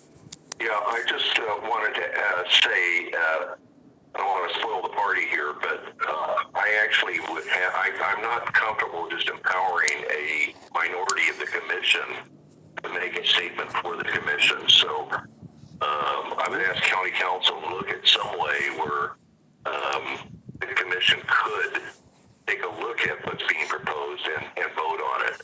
So that I just want to make sure I'm comfortable with the language. I don't have any idea what we're going to be proposing or recommending at this point, having listened to the discussion. Thank you. Yeah, well, point well taken. I mean, maybe we have to convene another meeting. Extreme ideas change the world. I was just going to say, I don't know that there's any prohibition against us having a single agenda item meeting just for that purpose. I mean, we're all locked down. We should be able to carve out, 15 minutes or so, or 20 minutes, however long it takes, to handle out one topic agenda. And that would have to be a public meeting. If we all convene, it's a public meeting. I'll trust the staff, Brian and his team, and the county council will figure that out for us. But let's move on. I'd like to have a motion. Let's move ahead. A motion to create this ad hoc committee to develop recommendations and guidelines in a resolution that we will look at as a group, and that we will then send to different entities who are willing to listen to us. So moved, Chair Lady. Okay. Now, second. Very good. Everyone in favor? Aye. Thank you so much. I commend those of you who volunteered, and may I... Excuse me, Patty, this is Jennifer. I just wanted to confirm, do we need to do a roll call for that vote? Yes. Oh. I think it was unanimous. Is there a reason why we have to do a roll call? Sound off. I mean, it's fine. We've never done, I guess we've done this before, so we don't know. 1, yay. Well, unless someone is 2, opposed nay. to it, just asking if there's anyone opposed, they should so state at this point. Otherwise, it's unanimous. Yeah. Sign numbers. Usually you would just say, is there anyone opposed? And if nobody registers in opposition, then it's unanimous. All right, anyone opposed? I abstain. None. No one is opposed. It's a unanimous decision. County council, does this sound fine to you? Yeah, that's fine. Okay, great. Thank you. All right, thank you, everyone. So we do have some public comment on this issue. I'm going to turn it over to, I believe it's Jennifer that's going to be the arbiter. What are we talking about? Thank you, Mr. Johnson, What's the for coming issue? and for volunteering to be available for some consult.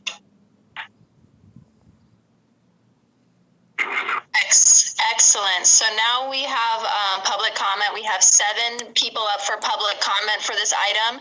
Were we doing 1 minute for the public comment, Patty? Okay, I'm seeing a head shake from 2 minutes. Commissioner Kennedy. You got something better to do? It's not my call, but I think we should let the public speak, or what we usually do, but whatever the group thinks. Yeah, well, 2 minutes. I agree with Sean. 2 minutes will take us into 14 minutes. We're ending at 11. If that's the sense of the body to go for, we have two other topics. We may not get to the body worn cameras then. Is that okay with everybody? No. We may need to have multiple meetings in a month under these circumstances to get our business done, just because you see it does take quite a bit longer. I mean, the body-worn cameras is extremely important, but I can see we're going to limit our meetings to 2 hours. We cannot possibly get our work done in 1 meeting a month. Just isn't going to happen. Okay, point well taken. So let's, the sense of the commissioners is to stick with 2 minutes for right now. So let's go. Okay, wonderful. So the first person we have up for public comment at 2 minutes is going to be Diana Hernandez. Diana, you should be unmuted. Please go ahead with your public comment. Well, good morning. My name is Diana Hernandez, and my son, Ernie Garcia, is an inmate in dorm 5700. My son has been incarcerated for almost 20 years, and he is a first-time offender. He went in when he was 24, and he's now going to be 44 years old. As I understand it, at this time, he has been transferred to the Mint Central Jail to go to court. He has undergone psych evaluation, met with a social worker and a private investigator, and has been recommended for parole. He has earned his freedom. And now he is sitting in Mint Central Jail at high risk. He has upper respiratory issues, and I am concerned about him. Dorm 5800 had reported about 7 positive inmates in that dorm. That's 5800, and my son is in the dorm next door, 5700. On April 9th, the PPE masks were given to each inmate in dorm 5700. 1 mask per inmate. There were 100 inmates in that dorm. At this time, as I understand it, there are about 40 inmates. They have only 1 mask since April 9th. And so they need more masks in that dorm, as well as any other PPE, such as gloves or sanitizer that can be provided. 15 seconds remaining. And also, the video, I would like consideration for video conferencing in order to facilitate possible parole and transition options as forthwith. Okay, that concludes 2 minutes. Our next speaker will be David Schweb. David, while I'm working to unmute you, next in line after you will be Eunice Hernandez. David, you should be unmuted. Please go ahead with your comment. Yes, I'm David Schwade, Executive Director of Eternal Freedom Project. Our mission deals with death and dying in custody. There's a lot of people that I appreciate at the county, but I won't go into all of them because of the time. I don't appreciate anyone. The basic point is no one should die in custody. Who's a county employee? Anyone who is sick enough to need medical attention at the jail should be transferred to a nearby hospital, not just isolated with minimal care until they die. Thank God we haven't had any deaths yet in the jail. What an idiot. How dare Also, you say testing that? is very important. It's also important to continue with canteen so that people can continue getting food, because we know the food there is insufficient. I'd like to also say that teleconferencing is very important, not just with the courts, but with visits with family. Also, Call your mother today? the continued communication with chaplains is important. Now, I would like to suggest that anybody like the AB 109 people should, with less than 6 months, should be released, and release as many people as possible. And even if that means house arrest with an ankle monitor, I know that can be done very quickly, outside. and that would take care of a whole bunch of people.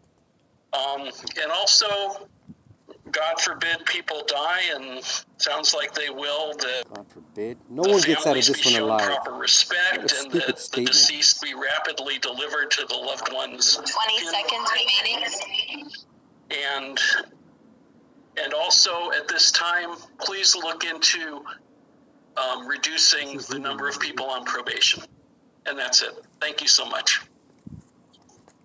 Thank you, David, for that comment. Eunice Hernandez, I no longer see your name on the list. You may have dropped off. If you've called in, we will not be able to take you for public comment. Next, we will go with Keith Hardine. Keith, let's see if you are on the list.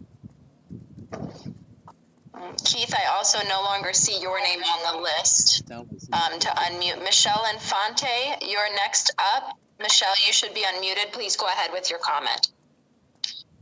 Hi, good morning to the commissioners and everyone there. My comment is that I've been speaking to people, outreaching at a distance, and it seems that a lot of people that are being released don't have sober living spaces available. So I'm wondering what's going to happen to those that don't find spaces, and will they be catching a second case, and what will happen to them when some of this is over?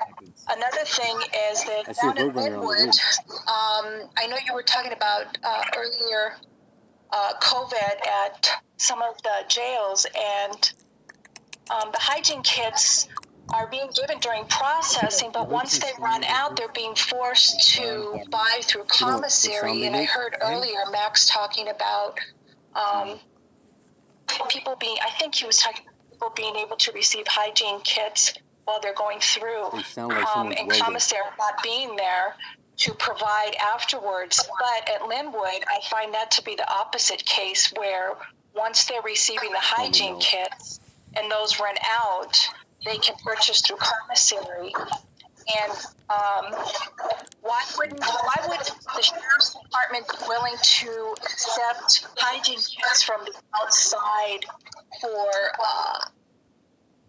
for those that are inside the jail? 30 seconds remaining.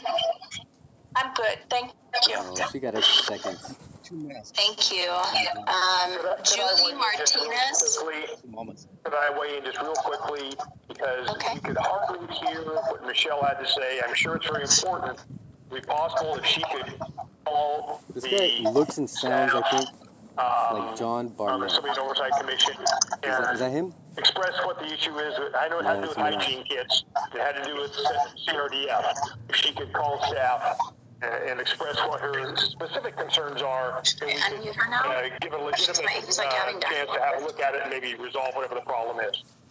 And I was able to hear some of it. We've had staff down in the jail just as recently as yesterday. I'm just using command staff because I don't want people spreading the virus.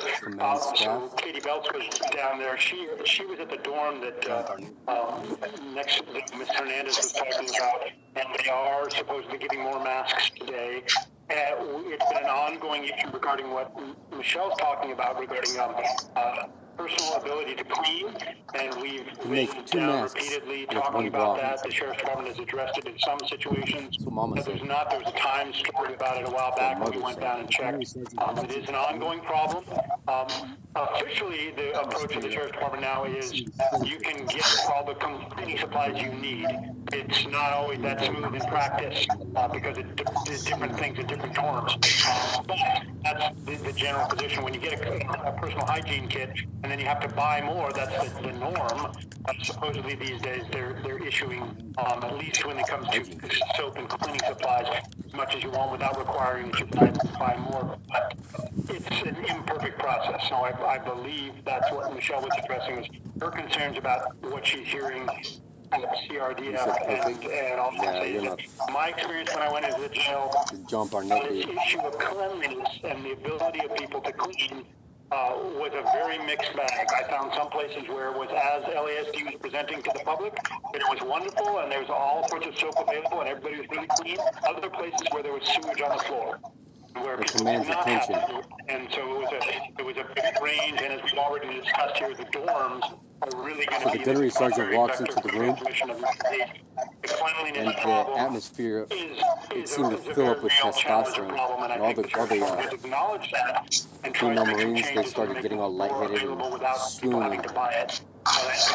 So they've been completely successful. So that's kind of, I think, what Michelle was getting at least in part. Even I took notice. Thank you for that, JP. So going back to public comment, Julie Martinez, as I mentioned, I no longer see you on the list. You may have logged out of the system. The next person we'll have up is Vanessa Valdivia. Vanessa, you should be unmuted. Please go ahead with your comment.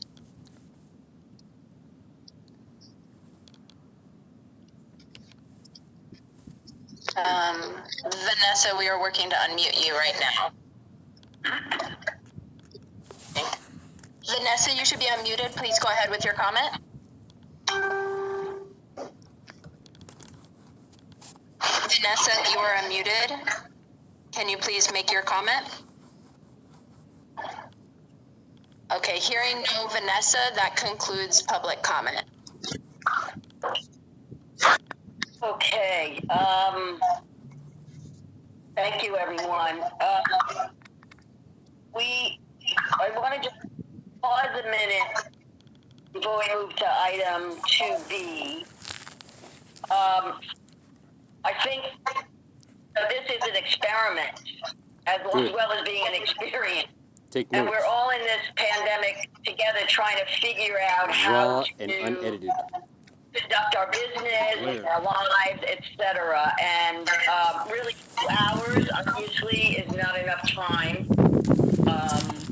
But I personally think it's not mentally healthy to sit on a Zoom-like thing for 4 hours. So maybe we might want to consider, and as we move to the next thing, I'll come back to it, think about, do we want to have meetings a month of 2 hours each for the next 2 or 3 months until we're, able to meet in person again? It's just a thought. I like the commitments that Commissioner Harris brought up. Is not enough time, but it's also not healthy to sit on 4 hours looking at a screen. So think about that. But let's move now, and we'll come back to it. Agenda item 2B. To this, we're going to talk about the plans that we have for compliance with Measure R, which is the jail plan. And there's a glare. What we have done, as you know, Measure R was approved by the voters last March. It gave the commission subpoena power as well, requiring the COC to develop a comprehensive plan to redirect its public safety investments and all incarceration model to a more service-oriented model. In response to this, we've created a Measure R ad hoc committee consisting of Commissioners Bonner, Harris, Kennedy. The staff member to that is Eric Montalban, and myself. We have met once and have begun to draft an outline of our approach, which we will be having several meetings with various stakeholders. There are some reports. There is a plan that has been developed by the ATI, Alternative to Incarceration Committee, which had a lot of work developing it, a lot of people engaged, which we're going to be looking at. And there's other things, RAND reports. And in our process of ad hoc, we will be meeting with all the relevant people, experts, etc., community people, to inform how we can fulfill our obligation. So, as I said, we met once, and we'll continue to meet. And do you have any questions or comments on Measure R, which will be on the agenda at our next meeting, our next most appropriate meeting that we have?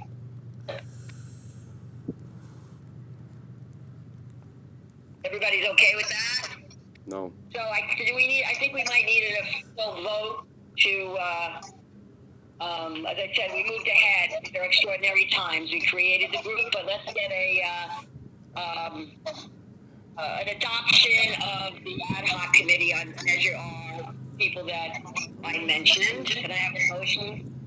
I move that we adopt the creation of the ad hoc committee on Measure R. Second. Everyone in favor? Aye. Aye. No one's opposed. Thank you very much. That was adopted. Jennifer, that was unanimous. Okay, thank you.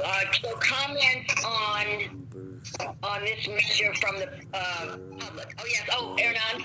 I have a quick question, and this might have been addressed in one of the meetings I missed or otherwise, but in terms of subpoena requests themselves, does the measure or do our procedures authorize Brian and his staff to send them as he and the staff see fit in between meetings, or does it require a full vote of the commission and wordsmithing of everything and a year-long process to get it.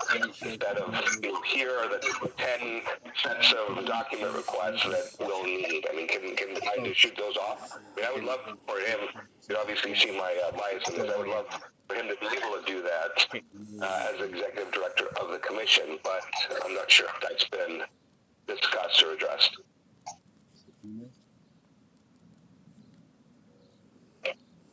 Brian? Okay, there we go. Yeah. Here we go. Hernan, we actually met a month and a half ago, myself and our chair and a couple of ministers to discuss a process by which we can begin to issue subpoenas, make sure that there was a solid process for doing so, that there are some controls internally for issuing the same. And perhaps the county council could have on this as well.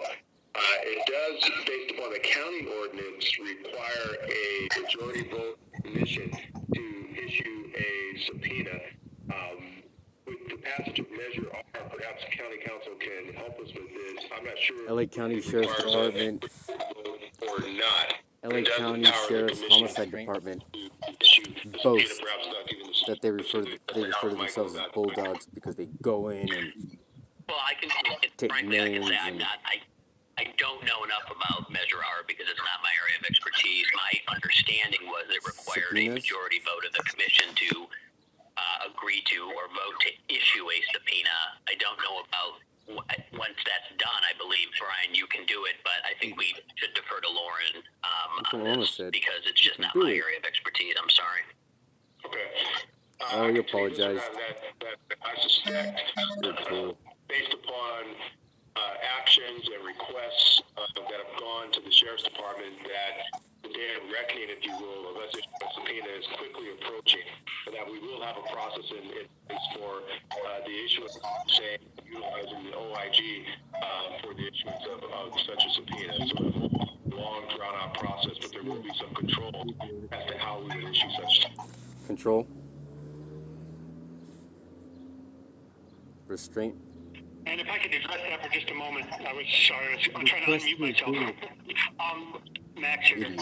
We've also, Lauren isn't here today, and she has a little more expertise on this than Craig. But we've had talks about how to do it, and Commissioner Vera, I understand your desire to not turn into a year-long process. I share it. I wish we were moving forward now, but because of the pandemic, things are a little different. But I think that when we first begin with this process, there needs to be a deliberative decision on the part of this body about what you think and how you want to do things, and ultimately we want to do it in a way that is legally the most likely to be successful. And I think for reasons that are too technical and legal to get into now, I think that probably means you, the commission, make a decision about a subpoena you want to do. And it doesn't have to be, you don't have to do the language, but you come up with what you want to have happen.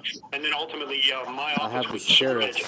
And then for sure would comply with the ordinance, with county council's previous analysis of what is lawful, and with the new ordinance. Request to a duel. It doesn't have to be that way always. It may be that Measure R may create a set of new abilities, and maybe they can be done to the executive director, but we don't need that up front. And I think the first time we ever do it, we want it to be a case where we are careful, so we can find out from the courts, get some direction.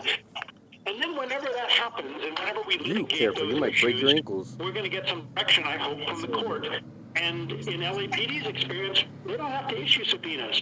It's once they have the power, once they've resolved the legal question. It's a travesty. And we have a lot of legal questions still resolved. When a young man has to correct. Department isn't cooperating with. Not our business today, but we've got big issues to address, as I think Brian was alluding to.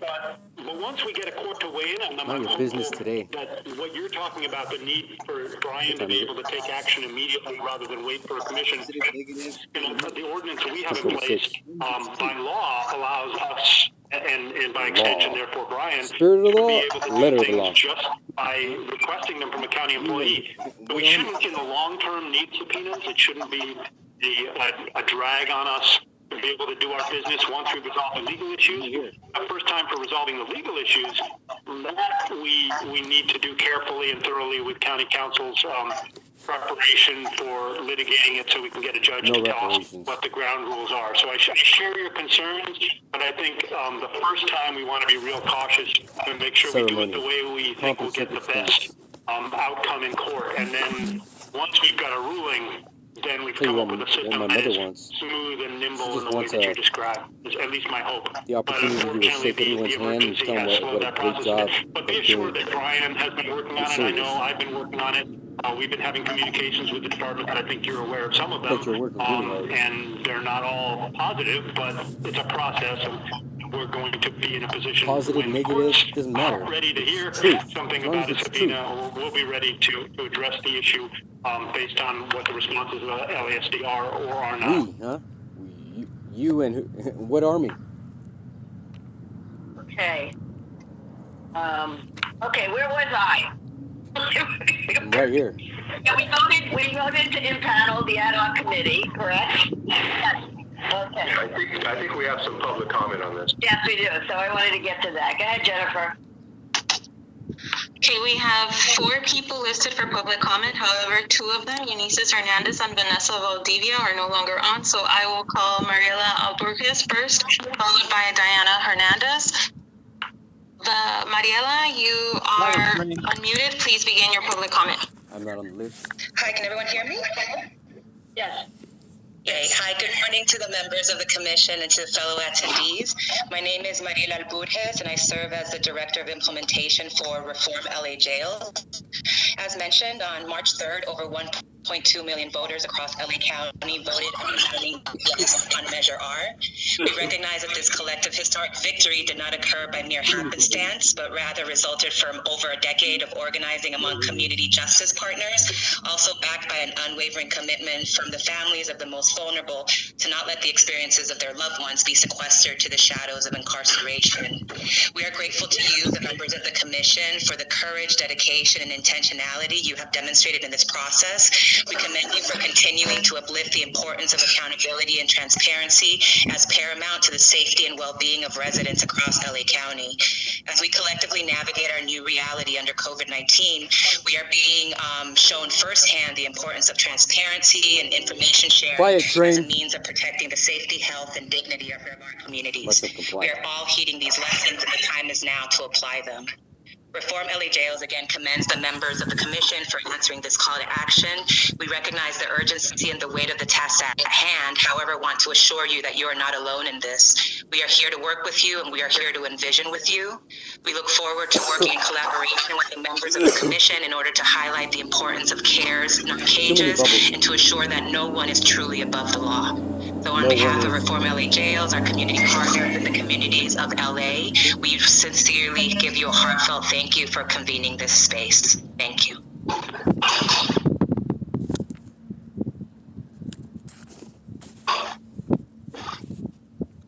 Our next speaker, Valeria Diana Hernandez. Let me just a second.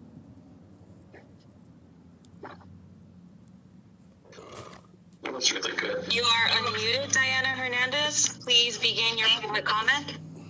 Thank you. I would like to request the name of the woman who just shared on Reform LA Jails, please. Tell me no. Please go ahead with your comment, and we will note that in the minutes. Okay. I've already voiced both of my concerns in the first time that I spoke regarding the PPE equipment for the inmates, and also regarding inmates that are awaiting court dates to try to implement the video conferencing in order to facilitate the transition of these long-term inmates that have been waiting so long for parole. We have some senior citizens that are waiting. They've been waiting for months, and now due to COVID-19, they're in limbo.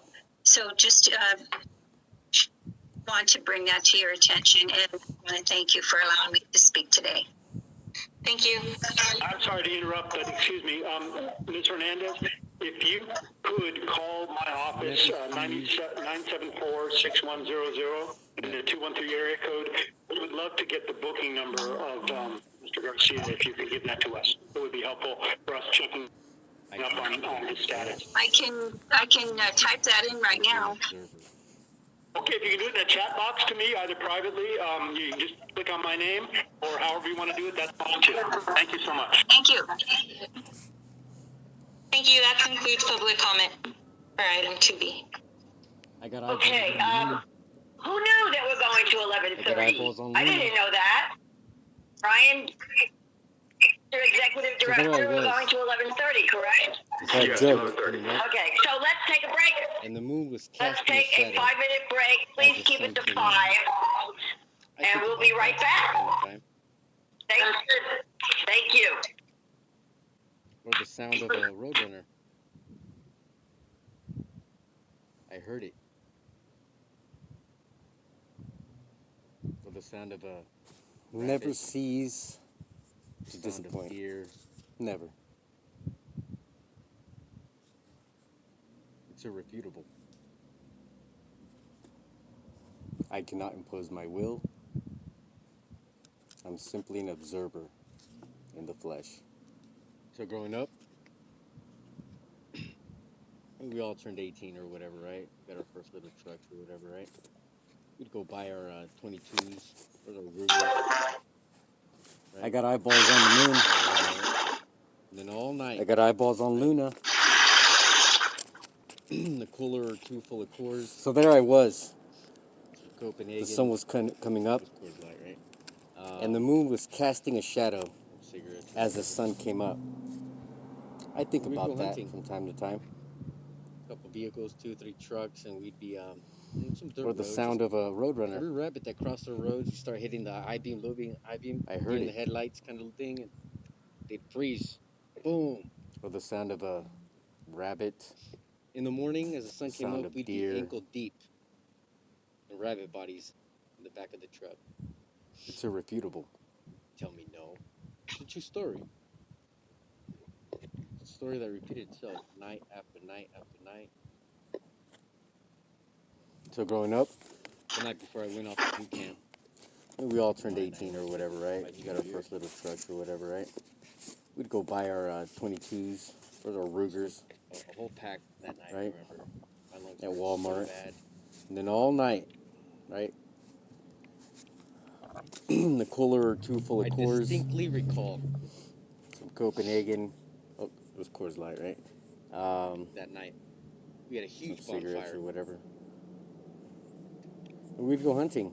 I was running through the fire. A couple vehicles, 2 or 3 trucks, and we'd be on some dirt road. Just every rabbit that crossed the roads, you start hitting the I-beam, looping, I-beam, in the headlights kind of thing, and they'd freeze. Night, I don't know if boom. Out or not. In the morning, as the sun came up, we'd be ankle deep in rabbit bodies in the back of the truck. Tell me no. It's a true story. At that time. It's a story that repeated itself at night. But I do know the sound of the rabbits. The night before I went off to boot camp, keep in mind I enlisted my junior year. Smoked a whole sometimes just hitting the high beams, low beams, high beams, they so bad. Going up to him, it just. Anyways, in the morning, we'd head back to. I distinctly recall that night. We had a huge bonfire. Throw them in bags, Ziploc bags, throw them in his freezer. I was running through the fire. We were hopping through it. I didn't eat one. I didn't taste one. All full of lead, bird I guess the point is that it's irrefutable. That night, I don't know if the moon was out or not. I don't know. Say it out loud. I might have said it out loud before, but no, crossed my mind at least. If I saw roadrunners at that time. But I do know the sound of the rabbits and how they kicked, what we did.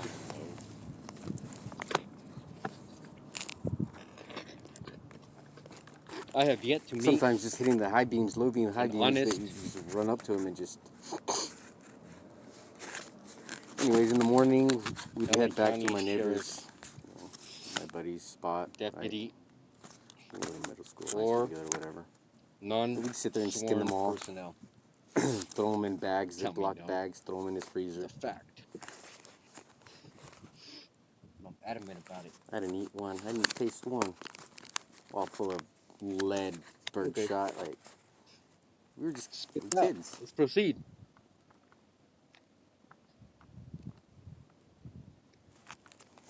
I say it out loud. I might have said it out loud before, but it's crossed my mind at least a dozen times. 50 times wouldn't be an exaggeration. Dang. It would not really be an beating exaggeration. down on me, huh? It's hot. Tell me no. Probably get in the shade. I have yet to meet an honest, no pun intended,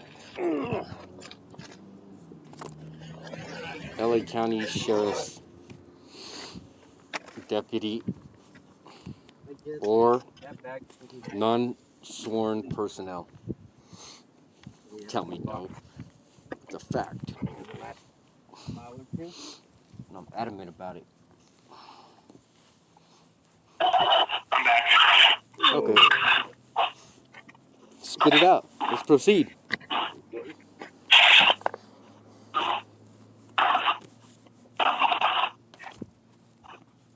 You're all fake, sheltered people.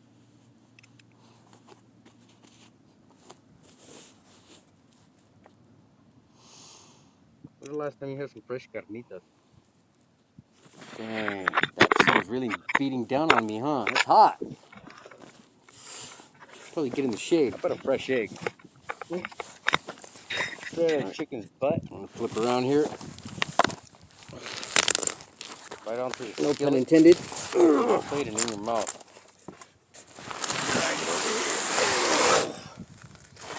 Doesn't matter what you think, it's the truth. My guess is that bag's probably like at least 40 pounds. Probably had a few rocks.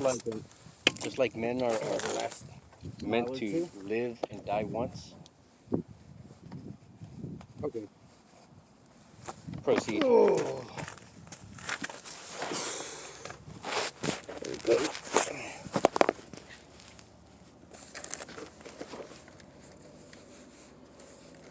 You're all fake, sheltered people. That's code.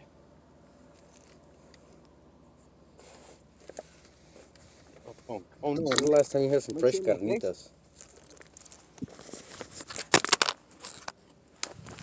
Good. How about a fresh egg? Straight out of the chicken's butt.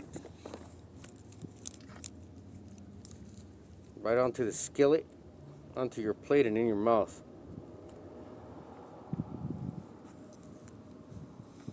Doesn't matter what you think, it's the truth.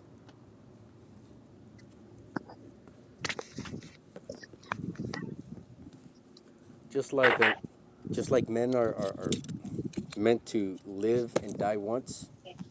5 minutes have elapsed. Okay. Do you want to continue? Proceed.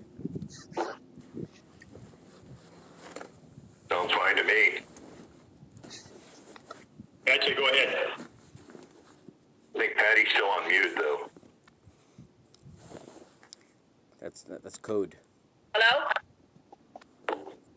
You're good now. Oh no! Oh no! Patty to Earth, do you hear me? Face? Yeah, we can hear you. Okay. Very good. Thank you. Thanks Good. for coming back promptly. So before we move on, we are going to 11:30. I want to get back to. I don't want to rush this at the end. I want to make a decision as to what is the sense of our body to possibly meet twice a month for a 2.5 hour meeting. What is your sense? Brian, that's possible, correct? As long as we go public and post the meeting. And we just have to post the meeting. I think one of the only issue from a staff perspective is making sure that we have the IT support. It's the same IT group that does the daily our stop at 11:30. So we just have to check that. But, you know, we'll try and make it possible if that's the wishes of the group. Patty, if I may, also, I don't know that 9 to 11:30 is sacrosanct. There may be another time that would be better, maybe in the afternoon. I know we all get into these ruts where it has to happen at a certain time on a certain day. That just isn't reality. I know many of us probably have other obligations, other boards and commissions that we sit on that also have routine meetings, or maybe they're teaching a college class. There are all kinds of things. So we perhaps did Not yet. I need a head full of white hair. For that second meeting, I mean, we've all carved out this first one. That is sacrosanct. But the second one, we may want to have it at a different time of day, on a different day of the week. And that may work out better for a lot of people for a lot of reasons. We can have staff do that. That's a good point. And I suggest we keep the ritual of this meeting, however. I'm not laughing. Well, we want to have some conformity to what we're used to. Some conformity does help. So is everyone in agreement that we will find a time to twice a month meeting, keeping the Thursday morning as is, and possibly find an either afternoon or another time that's convenient for everyone? Is everybody in agreement? Would you give me a thumbs up? Yeah. Everybody? Thank you so much. Thank you so much for your commitment. Okay, good. So we've decided that, and the staff will be in. Brian, and thank your staff for continuing to be so supported and right there with us through this whole new that we're having. Absolutely. Best staff on the planet. Absolutely. Except for mine. Excuse me. That's the John Barnett. Okay. I'm not laughing. So, related. Let's go to the discussion and update regarding body-worn cameras. That is agenda item 2C. Juicy. At the January COC meeting, Commander Chris Marks from LASD's Detective Division gave us a thorough presentation regarding the department's updated body-worn cameras policy. Since then, the body-worn cameras ad hoc committee has reviewed the policy and sent their evaluation of the policy to the sheriff. So here to move this along and see what's happening with that is the report from the ad hoc committee. Commissioner Bonner, you have the floor. All right, thank you, Chair Giggins.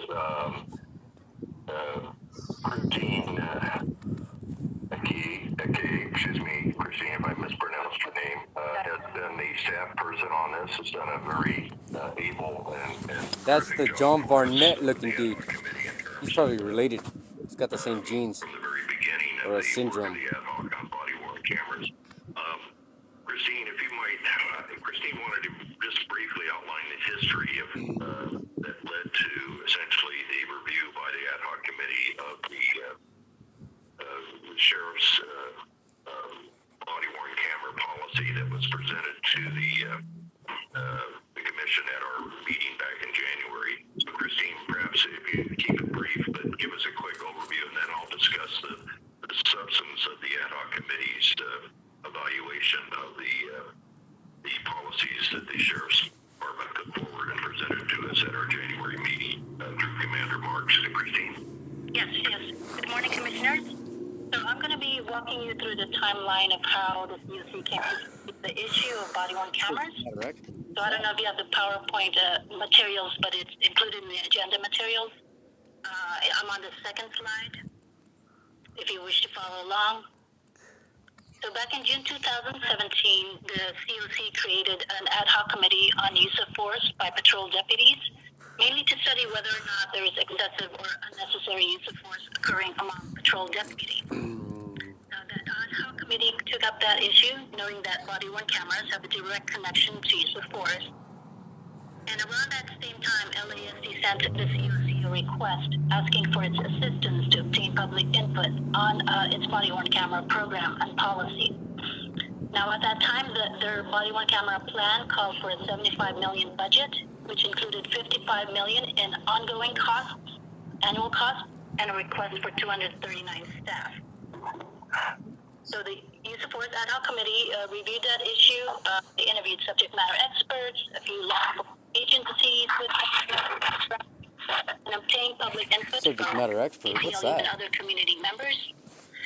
The Ad Hoc Committee issued its report in July 2018, which the full commission adopted the report and its recommendations. I'm on the third slide. So soon after that, the board, not comfortable with the cost of the body-worn camera plan, directed or issued a motion directing the CEO, the Chief Executive Office, to hire a consultant to conduct analysis on that body-worn camera proposal and propose recommendations on policies and the deployment plan and the staffing, as well as do a cost analysis of the program.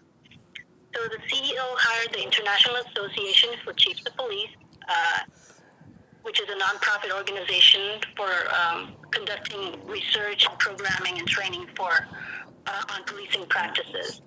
Now, by that time, Sheriff Alex Villanueva took over, and one of his priorities was to roll out the body-worn camera program as soon as possible and for a much lesser cost. So in June 2018, the IACP issued its report, which made the same policy recommendations which LASD later adopted in its body-worn camera policy. And soon after that, LASD submitted the revised body-worn camera proposal, and that proposal included a $34 million. It was a $34 million budgeted proposal, which includes $20 million in one-time costs and an annual or recurring cost of $14 million, and a request for 33 staff. So so soon after that, the board in September 2019 issued a motion authorizing the LASD to move forward with that body-worn camera plan to implement the technology infrastructure and hire the 33 staff for their body-worn camera unit. That same board motion in September also stated that the Office of Inspector General, in collaboration with the COC, are to report back in writing with biannual reports assessing the implementation and effectiveness of the body-worn camera program, a discussion of its strengths, challenges, and metrics for success. And it also authorizes the CEO to hire a consultant if deemed necessary. So we're waiting for the body-worn camera program to be deployed before we begin that evaluation. So now I'm on the fourth slide, fast forwarding to this year. LASD's Commander Marks presented at the January 2020 COC meeting.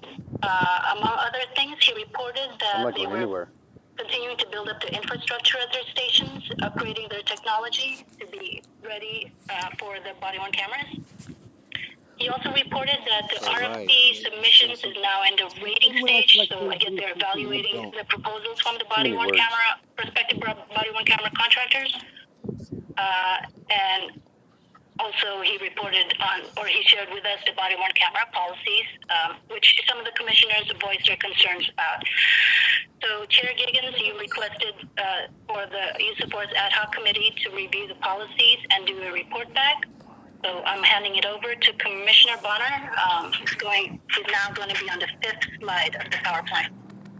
Okay, thank you, Christine, and that's a good overview or background in terms of. Commissioner Bonner, just hold 1 second. Are you looking at this on the screen as a PowerPoint? Because I'm not. No, I can't see a PowerPoint. Okay. But I think there was one attached to perhaps the agenda, I'm not sure, but. They're attached to the agenda materials. Sorry. Okay. Yeah. I just want to say, and in the future, as we learn how to do this, I think there's a way to share the screen with a PowerPoint. It's all right. You're saying something. Certainly on other Everyone acts like they know something I don't. Yeah, we're going to work with that. Thanks. Yeah, I agree with. We should try to do that. But in any event, you won't need a PowerPoint for this presentation. I'll try to make it relatively brief. But Christine, that was a good background in terms of the history of where we are. But specifically at the January meeting, Patty, you requested hoc to take a look at the sheriff's policies around body-worn cameras. And the ad hoc committee that's been involved with body-worn cameras did take a look at that. We've met a couple of times, and we made an evaluation of the sheriff's policies with respect to body-worn cameras, and that was in a report dated, which should also be attached to the agenda, report dated February 27th, 2020, a little over a month ago. And it was a draft report, and so we made our draft evaluation available to the LASD management. And I want to say that the sheriff did respond to our evaluation by letter March 18th, 2020, which is also should be attached to our agenda. So we did get a response. Since our evaluation is attached to the agenda, I'm not going to cover all of it, but there were about 5 or 6 issues that we addressed in our evaluation. Certain aspects of the sheriff's policy that we thought were problematic. But the key points that I would highlight for purposes of today's meeting would be that, first of all, the policy as proposed by the sheriff does not provide for the showing of body-worn camera footage to citizens or civilians who are filing complaints or filed complaints with respect to an interaction with a deputy. And we believe, the committee believes that it actually would make a lot of sense for the sheriff's department to have a policy that permits the showing of body-worn camera video footage with a citizen complainant under the supervision or in the presence of a watch commander. The reason for this goes back to our report to the full COC, the report of our ad hoc committee back in July of 2018.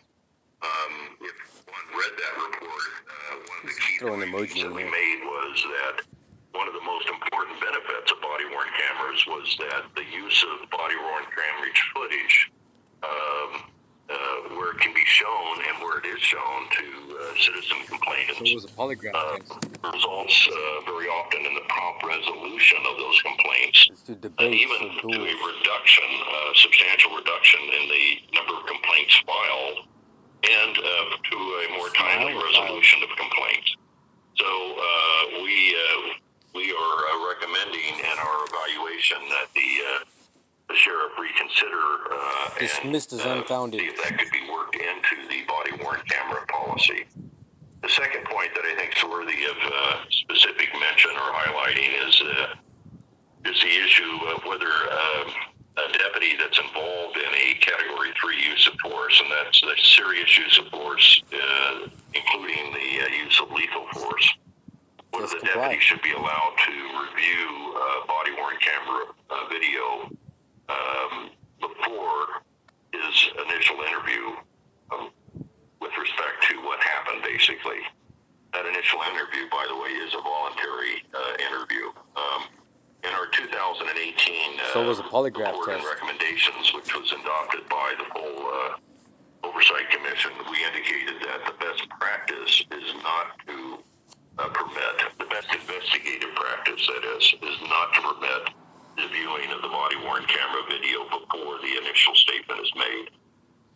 On this point, the LA Sheriff's Department policy is, I believe, although this needs to be clarified, would be ordinarily not to permit the viewing of the video, but it does give discretion to the investigator. This is either the homicide detective supervisor or the Internal Affairs Bureau supervisor to permit the viewing of the video before the initial statement is taken from the deputy.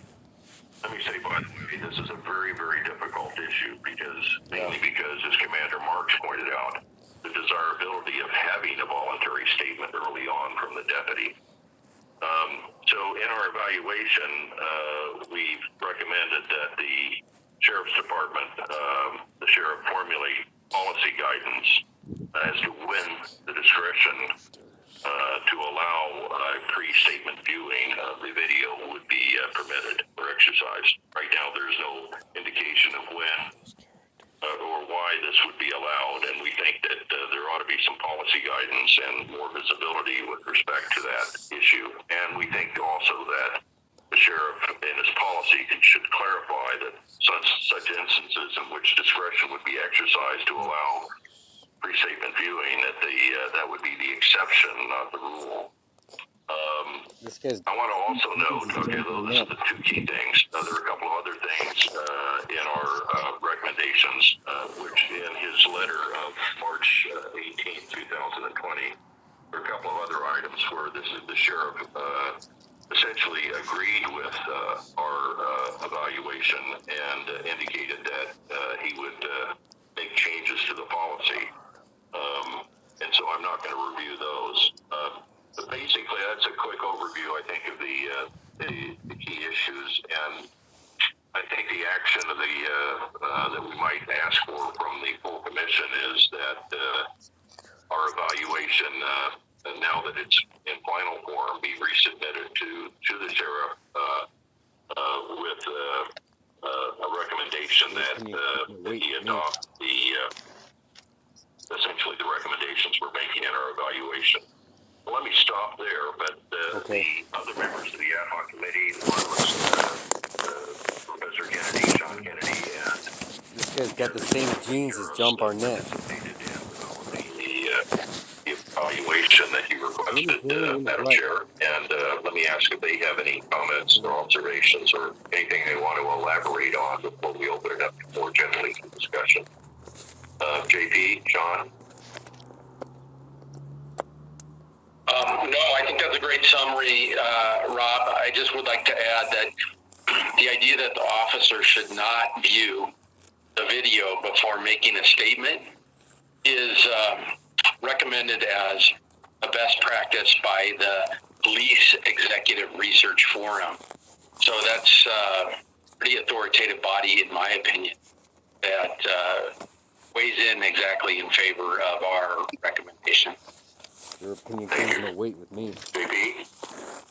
Well, I appreciate the comments by John and also by you, Mr. Bonner.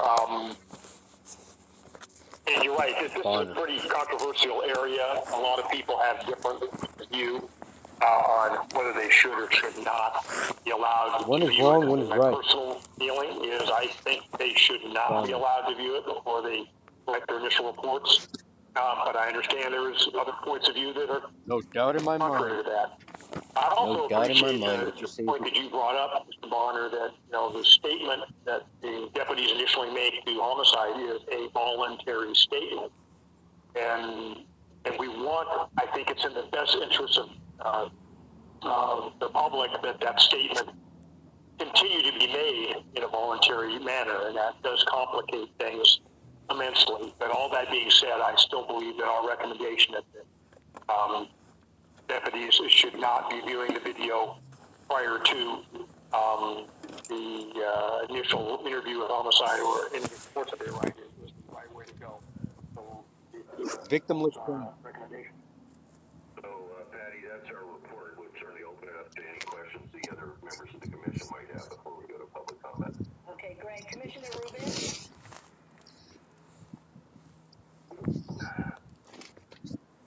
You're on mute.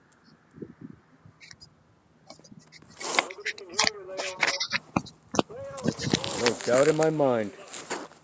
No doubt in my mind what you say is the truth. Sorry. Here we go. Did the sheriff, or has anybody from the sheriff's department responded on the issue of seeing the footage with a civilian complainant who, because I it's been a while since I've looked at this, but I don't remember that was, at the top of the list. And I mean, I could certainly think the sheriff objections, but I think that is such a positive step. Victimless crime. I wondered in your communications with their Commander Marks or somebody from the sheriff's department if there was any further discussion about that. Let me answer that later.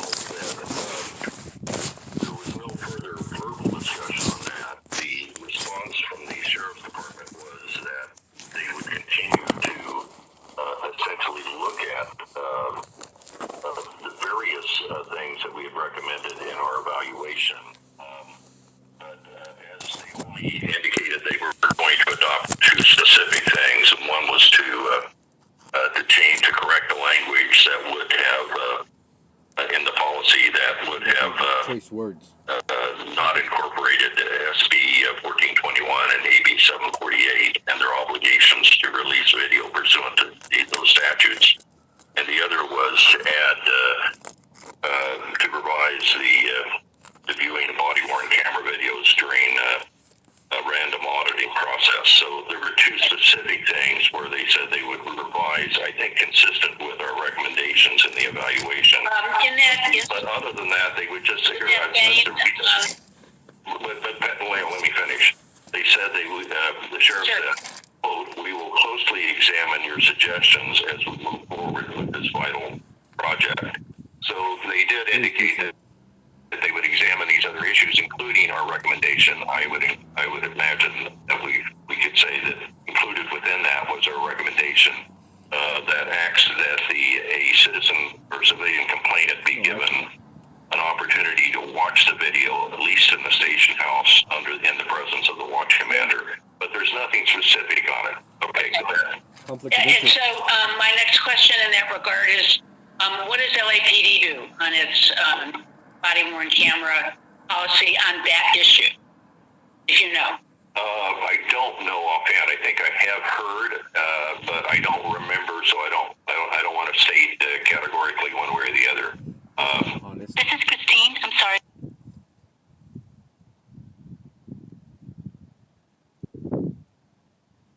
What happened? Officers to review their videos before writing the report. No, that one. No. I'm talking about. Oh, I'm sorry. The complainants. No, they don't see their footage. Yeah, they're only for critical incident types.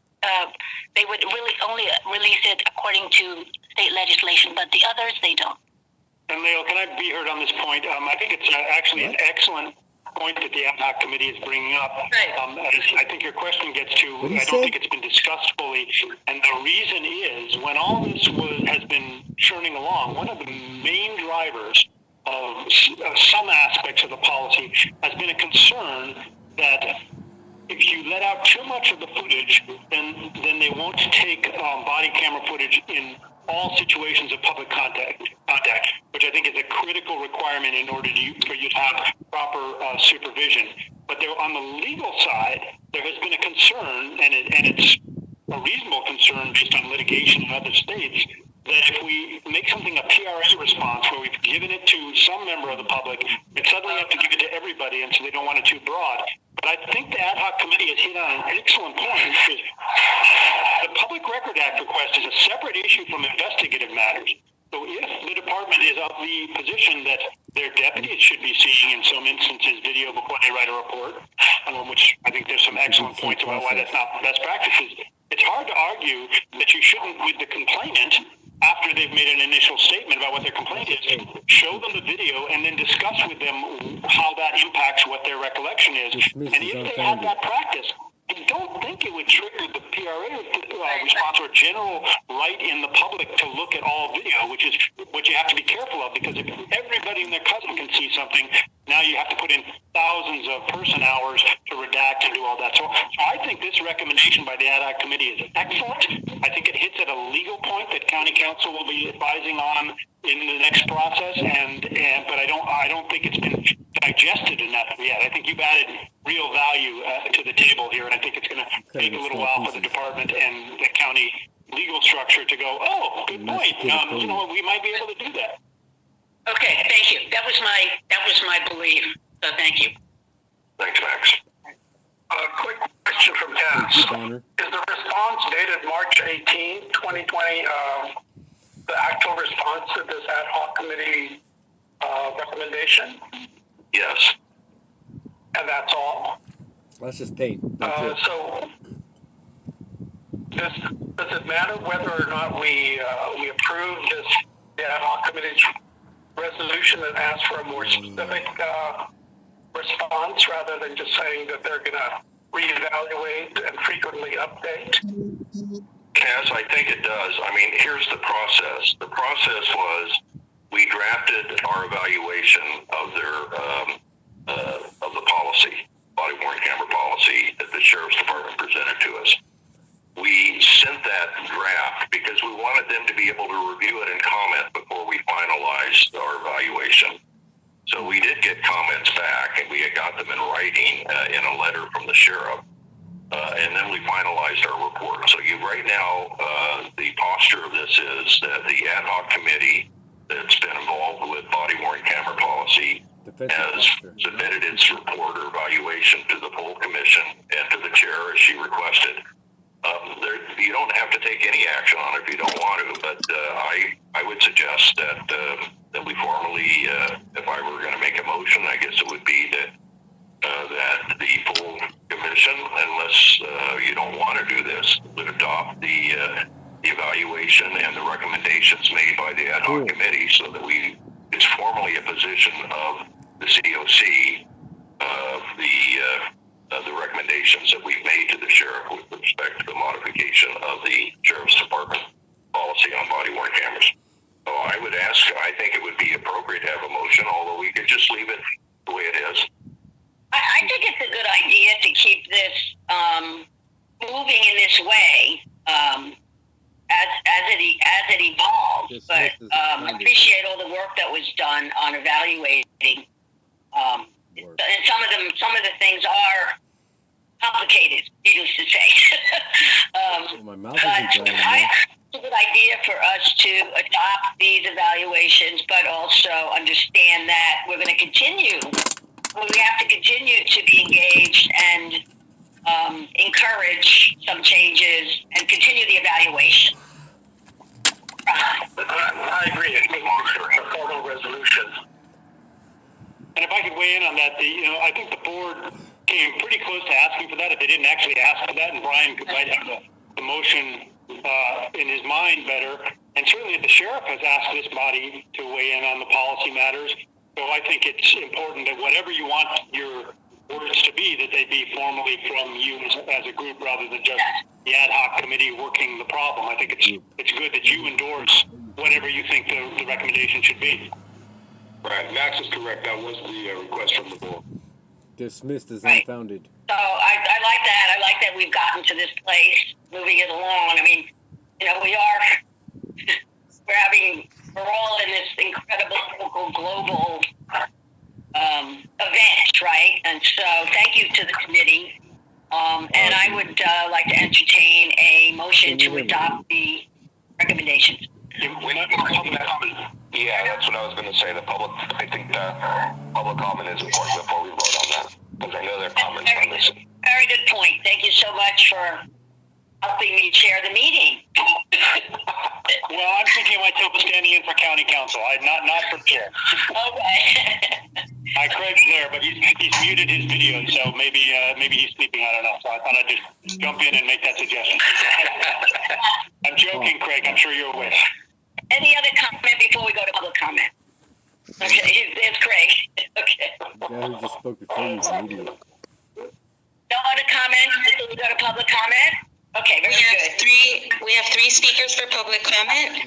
Kane Arteaga, followed by Michelle Infante, followed by James Crawford. Kane Arteaga, you are unmuted. Please begin your public comment. Kane, are you there? Could you please begin your public comment? Can you hear me? Okay, we will be moving on to our next speaker, Michelle Infante.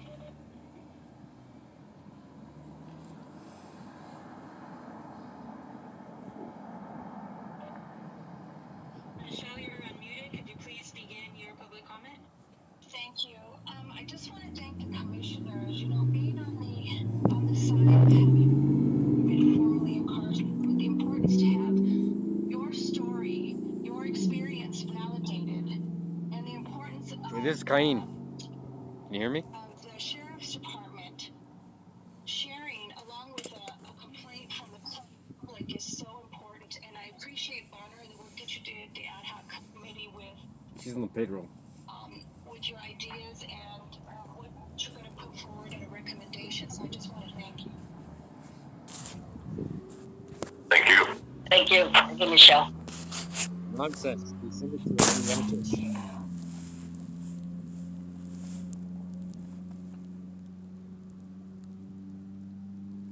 Jennifer, you there? James, you are next now. James Crawford, you are unmuted for public comment. Please begin your public comment. James Crawford, are you there? Okay. You are unmuted. Please begin your public comment. Okay, we will, that concludes public comment for 2C. Wait, this is Cain. Can you hear me? I'm sorry, Patty, could I interject something along public comment? I think you may have all received a letter from the ACLU. Yes. Okay, good. I just want to make sure, for the audience folks, there was a letter submitted to the commission from the ACLU, and we got a copy as well. I don't want to summarize everything it said. It's long because they're lawyers. Nonsense. They send it to the wrong address. But they have Reached out to the I guess I ACLU. would summarize their position as being, well, you ought to make all these changes to the policy before you approve the body-worn cameras. Pitch. And I just want to be sure that the commission had heard that pitch and the public was aware that there's obviously different perspectives. I personally share the ad hoc committee's perspective, and I've said this before, that we ought to move forward and try to get cameras in place, even though I think all the points that you make regarding how the policy could be better are absolutely correct. I don't think we want to, hold it hostage because it's so important to actually have this supervision in place and then work on improving the policies. And I strongly believe we're going to win in the long run these points because they are logically correct, and therefore ultimately the department will adjust its policy to much closer to what the ad hoc committee is recommending. My personal feeling, but the ACLU has a stronger feeling on the front of that, and they're also concerned about surveillance. It's something that's been discussed before. I reached out to the ACLU. That was Guess what? in what was submitted to you, and so the public could also be aware of that sort of pitch made by the ACLU. Pitch? Yeah, thank you for that, Max. I would make a motion, Madam Chair, that we move to adopt the ad hoc committee's report titled Evaluation of LASD's proposed body-worn camera policy and the recommendations contained therein. Submitting the report and recommendations of the Civilian Oversight Commission. Second? Second. Was that Commissioner Rubin? Yes. Okay. Thank you. Everyone in favor, please say aye. Aye. I abstain. Anyone opposed? Okay, that's unanimous. Any abstentions? The abstentions. I don't. We are not an abstention group. I'm with you. We can't make decisions. Yeah, exactly. Okay. So it's a little past. Thank you very much, everyone. We got through the bulk of our agenda. I'm amazed, actually. But I would like to end the meeting. I would like to consider starting next time we meet in a couple of weeks. I would like to start maybe with the ad hoc committee update so that we don't get too far behind in the other work that's being done. Does it sound good to you, Brian?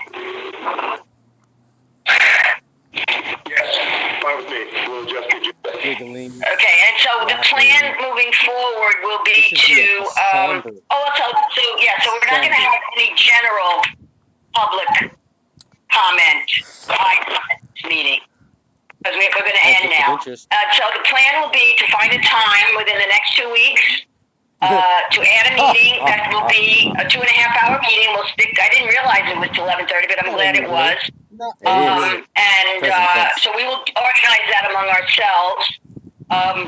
We needed do an ad hoc committee and the COVID-19 committee, and I'd like to invite I'm going to look up your to qualifications. sit on that committee. We'll communicate with her. Hopefully she'll be present at the next meeting. And then we also now ratify the fact that we have the Measure R ad hoc. So we're giggling, we have the other ad hoc, laughing. and now we have more. This should be a somber, Any final comments Feels me at least 2. from you all before we end today? Hanging out with my conflict my of neighbor, interest. El Viejo. Okay. Old school, hardcore alcoholic. Anyway, much appreciation for Not all anyway. of you. Not anyway. Stay safe, stay healthy, stay And someone else connected. did too. Very important with this isolation period that we're in. I appreciate everyone's commitment, and I'll see you all very soon. Thank you. 2010 to 2015, I lived in Long Beach. Bye. Right after the divorce. Goodbye, everybody. I left. I'm not your buddy, guy. Threw all my firearms, my safe, all of my rounds, ammunition, everything in my vehicle, and I took off. I met Buddy out in the desert. To get from Long Beach to the He doesn't just owe me one. county line. He owes me at least 2.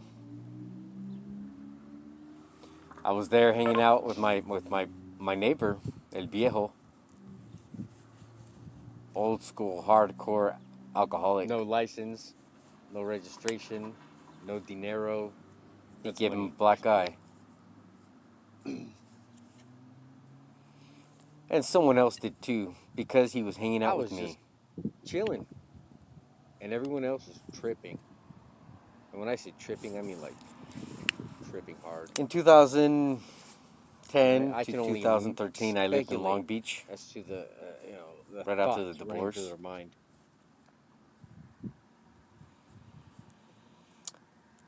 I left everything. I threw all my LA firearms, County my safe, all of my rounds, ammunition, personnel everything in my vehicle, never and I cease took off. To disappoint. I'm going to It go took ahead me and thank 2 you months for to get continuing from trend. Long Beach There to will the town come a time when current county that line. will change. When you old people are long gone,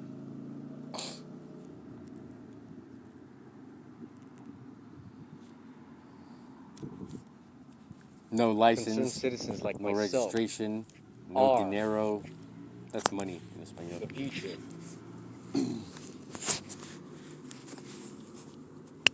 Of our communities. I was just chilling. Of this country. And everyone else is tripping. I have a feeling I'm... And when I say tripping, I mean like... so much more ethical tripping than you hard. I will. I can only speculate as to the thoughts running through their mind. Laugh and giggle. LA County in response to stupid personnel never cease to disappoint. Jokes, unethical jokes. I'm going to go ahead and thank you for continuing the trend. There will come a time when that will change. I know unethical people's... When you old people are long gone. Behavior. Mannerisms. Concerned citizens like myself. I'm not saying that I'm are not the future. Above reproach. Of our communities. Of this country. I have a feeling I'm... You know there is no malice. So much more ethical than you are. In my heart, there is no intent. I refuse... Not a refuse. I just instinctively do not... Double talk. Laugh and giggle. In response to stupid... People. Yeah, I said it. I'll say it again. And whatever it is you jokes, people... unethical jokes, just... sit there and giggle about and, you know... say... And I know that laugh. I really do. Another thing or... I know unethical people's... behavior. Mannerisms. I'm not like you people. Again, I'm not saying that I'm not. And then turn to them and say, hey, bro. What's up, buddy? Hey, above reproach. how are you doing, friend?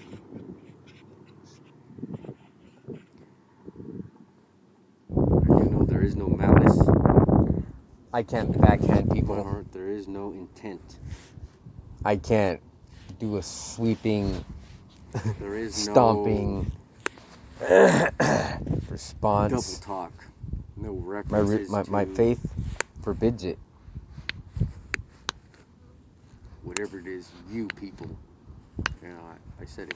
I said it again. Let me elaborate on Whatever that. it is you people sit there and giggle To give the about, other cheek, you know, something I aspire to. say, I try. Apply another But when there is thing. no thought process involved,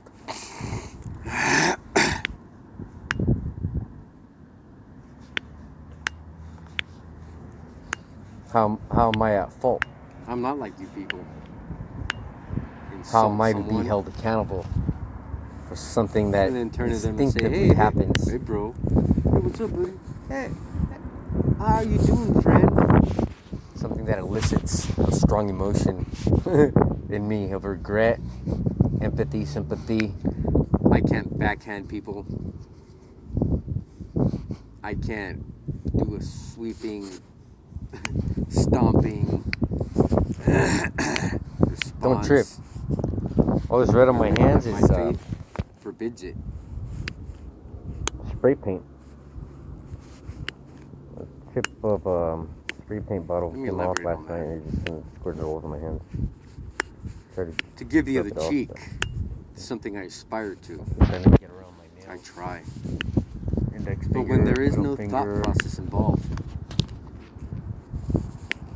back of the thumb right there on the right hand, you see it? how am I at fault? I can't help but wonder what you're going to do for the next. How am I to be held accountable? Something that instinctively happens. 11:45 for the next 12 hours and 15 minutes. Something that elicits. You can go socialize with the people we were just talking about. Of regret, empathy, sympathy. Creating an undocumented conflict of interest.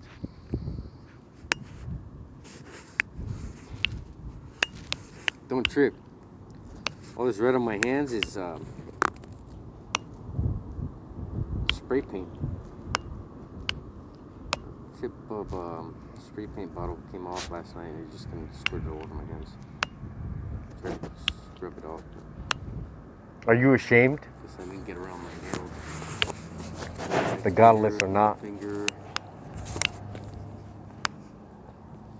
I met a Muslim. Right there on the right hand. You see it? I can't help but wonder what you're going to go do for the next. I'm not going to elaborate now, but that was something else. 11:45. For the next 12 hours and 15 minutes. You mentioned a priest. You can go socialize with the people we were just talking about. A religious leader.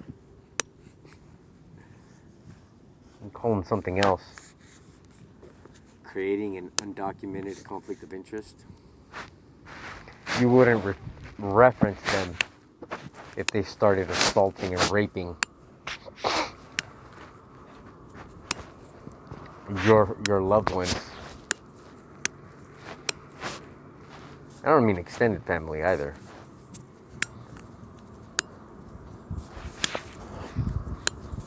Are you ashamed? You reference a discredited, the godless or not, source. I met a Muslim.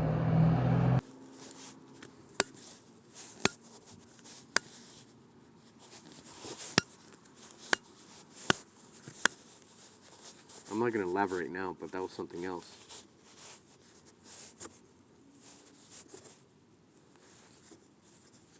You mentioned a priest, a religious leader. I'm calling something else.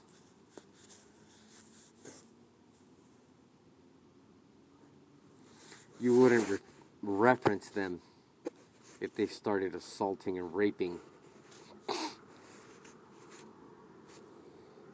your loved ones. I don't mean extended family either.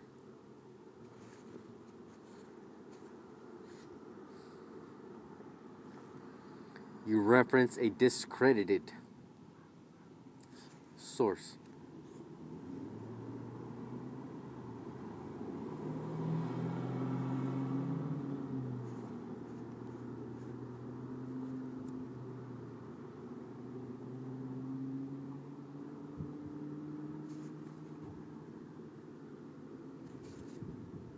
You people giggled and laughed countless times during today's meeting. LA County personnel on a salary, not by the hour, not paid by the hour. No matter how much time you dedicate in front of a desk, or how many times you lift up a pen to write something that's going to be input into a computer, or a note that you're going to regurgitate in public or on the record, or a disappointment. Ask yourself this: do you have a dog in this fight? Is it personal?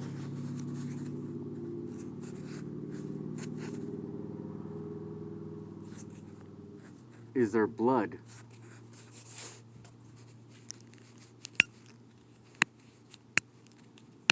Or more vividly, a draining of it? Blood.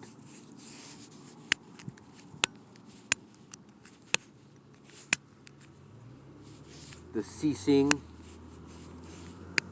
of a palpitating heart.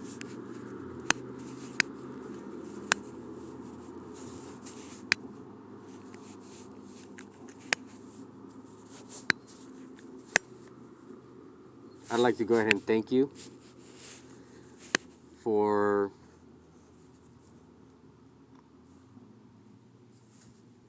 today's meeting, for leaving me feeling more discouraged than ever before. I mean, I'm not surprised. I mean, it is not unexpected. And if that's two negatives together, you cut that. Maybe I just made it up.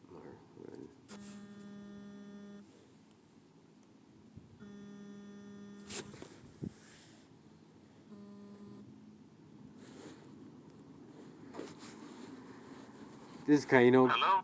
Go ahead and speak. Am I speaking to Mr. Cain Arteaga? No. You got the wrong number then, huh? Yeah, always. Clearly, that guy does not know who he's speaking to. He should have drove up, jumped out of his vehicle, and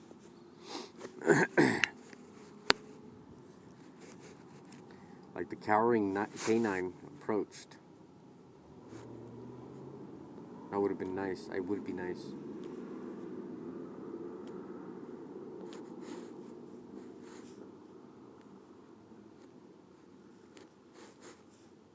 I'll be nice until I can't be. Interpret that and everything that implies. Nothing sinister.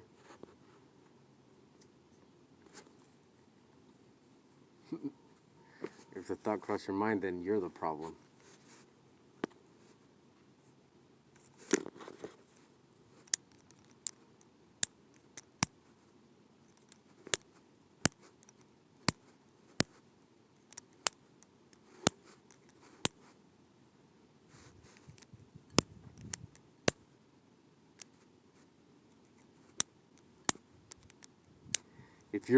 If you are an unethical person,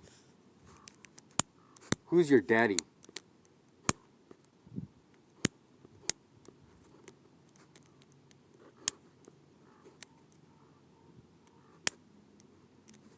I walked into the local DMV the other day, and there was a POS. That's an acronym or abbreviated version of piece of shit.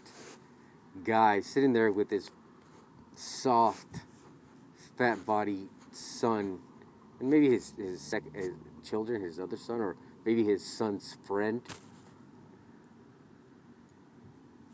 And the things they were saying, the things they were discussing and focusing on,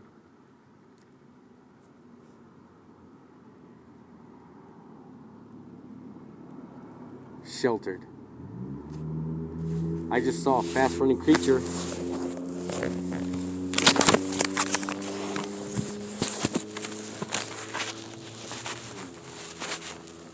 It might have been like one of those vinegaroons, but a fast one.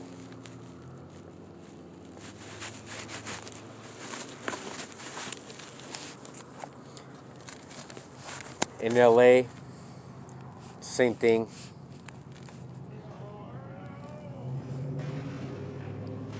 Riding around on the public transportation. These are. It's video the LA County Sheriff's Department did not want you to see. Inmates screaming, dragged, bleeding, and unconscious from their cells in 2008.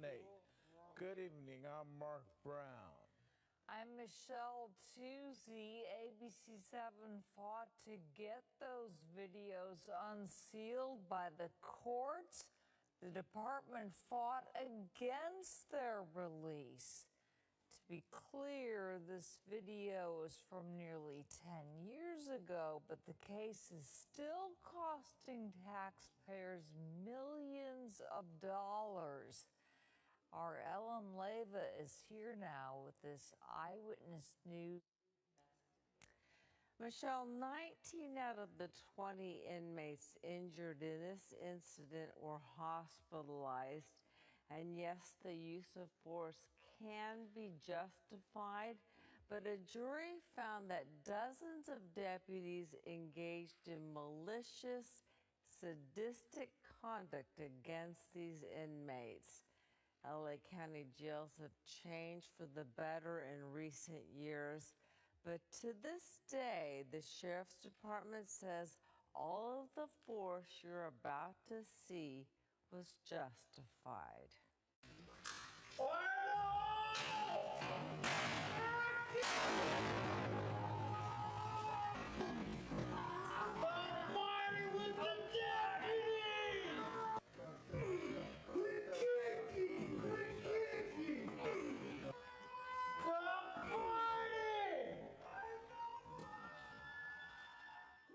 August 25th, 2008, Men's Central Jail.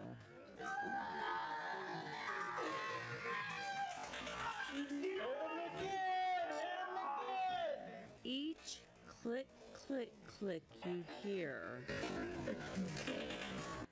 is a taser delivering 50,000 volts of electricity to an inmate.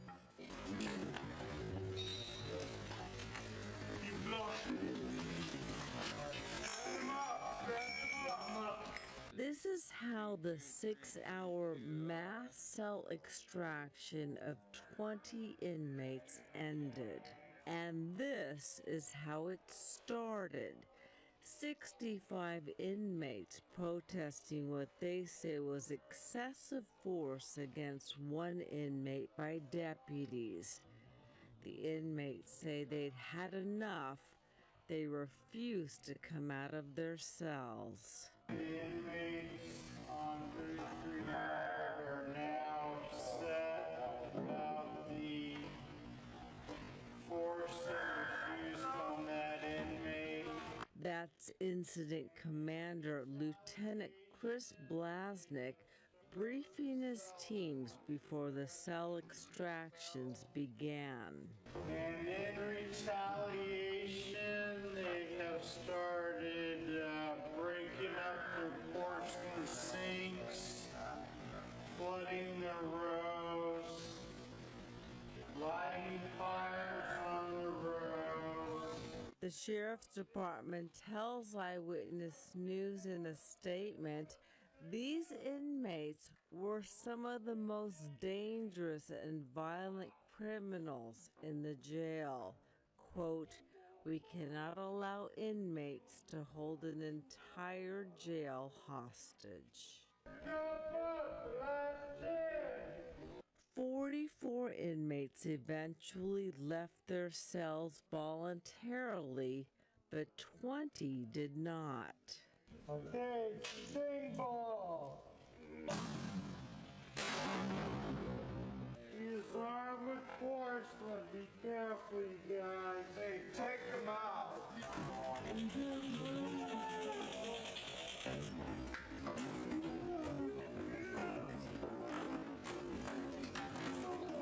People screaming in anguish. They essentially broke people's eye orbits, kicking them in the face, breaking their ankles. One of our clients had broken spine. Attorneys Ron Kay and James Mueller represented 5 of the injured inmates in their lawsuit against the county and 28 individual deputy sheriffs. They wanted to teach him a lesson. And that, in this country, no matter what your status is unconstitutional.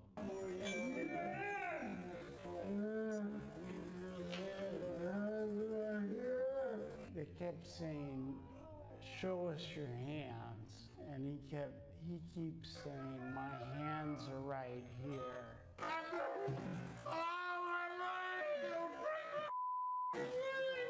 Two of the inmates testified at trial that they were tased in the anus.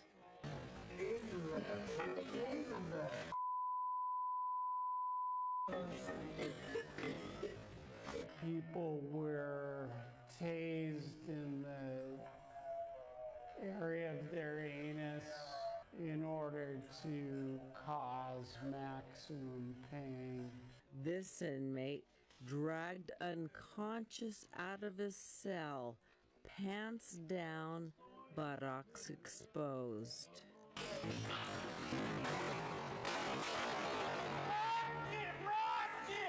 And this inmate, also unconscious, dragged out by deputies, including former Sheriff Baca's nephew. We got a head injury. According to him, a nurse told him later that she was pushing his eye back into its socket. Unable to interview at this point. We'll try later. Attorneys for the Sheriff's Department argued at trial that all of the force used on this day was justified. Here, inmates interviewed at the medical clinic, too afraid to say what happened. You fell one, say that again. What happened up there? Me. I was on my front butt, I rolled over and I fell on the stool. Did deputies do anything to you? No. Perfect. Then captain of the jail, Dan Cruz, seen here looking on as inmate Carlos Flores is dragged away unconscious. I don't recall any unconscious inmates. I really don't. 6 hours. This was not just a split-second decision. It was a calculated torture of these inmates, approved by the highest ranking person at the jail at the time. In a video deposition, Lieutenant Blasnick was asked if he ever saw any inmate physically fighting the deputies. was an inmate there standing there swinging his arms and kicking his feet. They didn't get a chance to do that. We move in so quickly with those shields and knock them to the ground. The judge noted that footage from some video cameras, like the one you see here, was either missing or destroyed by the department. This entire scandal is riddled with efforts by the sheriff's department to hide the evidence. The sheriff's department's internal affairs found that all of the use of force was within policy, although at least 3 key players involved in the cell extractions testified in depositions. They were never interviewed. And you were never formally interviewed by Internal Affairs? No. Were you interviewed by Internal Affairs concerning this incident? Were you interviewed by Internal Affairs regarding this incident? No, sir. Attorneys for the inmates argue there is a code of silence among deputies, an allegation backed up by the Citizens Commission on Jail Violence in 2012. Do you recall any of the force that you used during the extractions? No. Did you see any force used by any of the deputies during the extractions? No. Do you know what the code of silence is? No. Important to note that LA County taxpayers are on the hook for all of this. Jurors awarded the 5 inmates nearly $1 million in damages. They are now in state prison. Attorneys for the inmates will get $5.5 million in fees, and that tab is still running because the case is on appeal.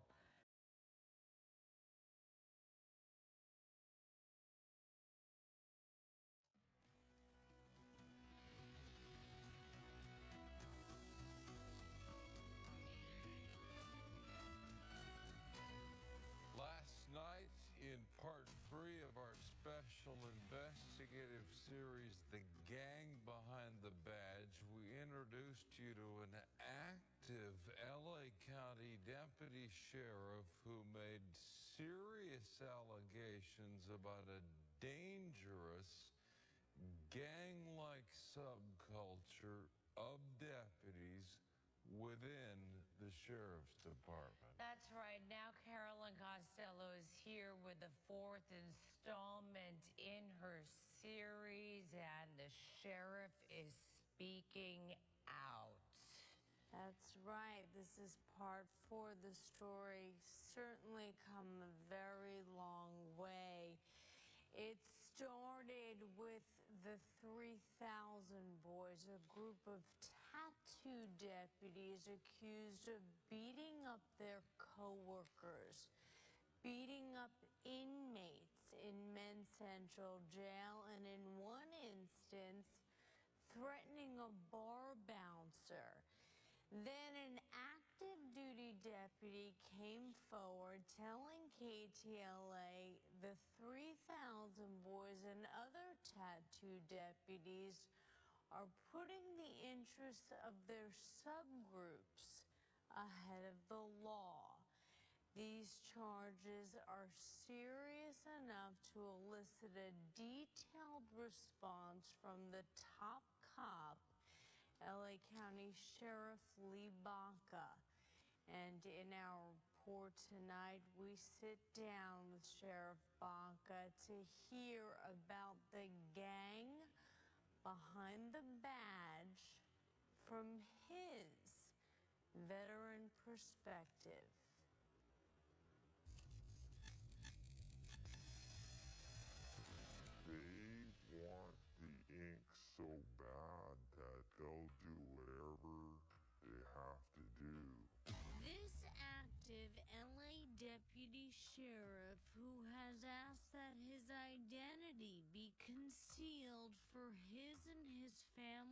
Safety says that tattooed, cliquish members of the Sheriff's Department put their fellow tattooed deputy brothers first. Once you get the ink, there comes privileges. But Sheriff Lee Baca disagrees. Sheriff Baca agreed to sit down with us in light of the many allegations advanced in our series.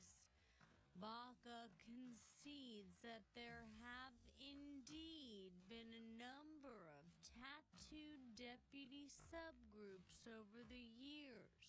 So having worked in the Sheriff's Department for 45 years, I've monitored every one of these groups since 1972.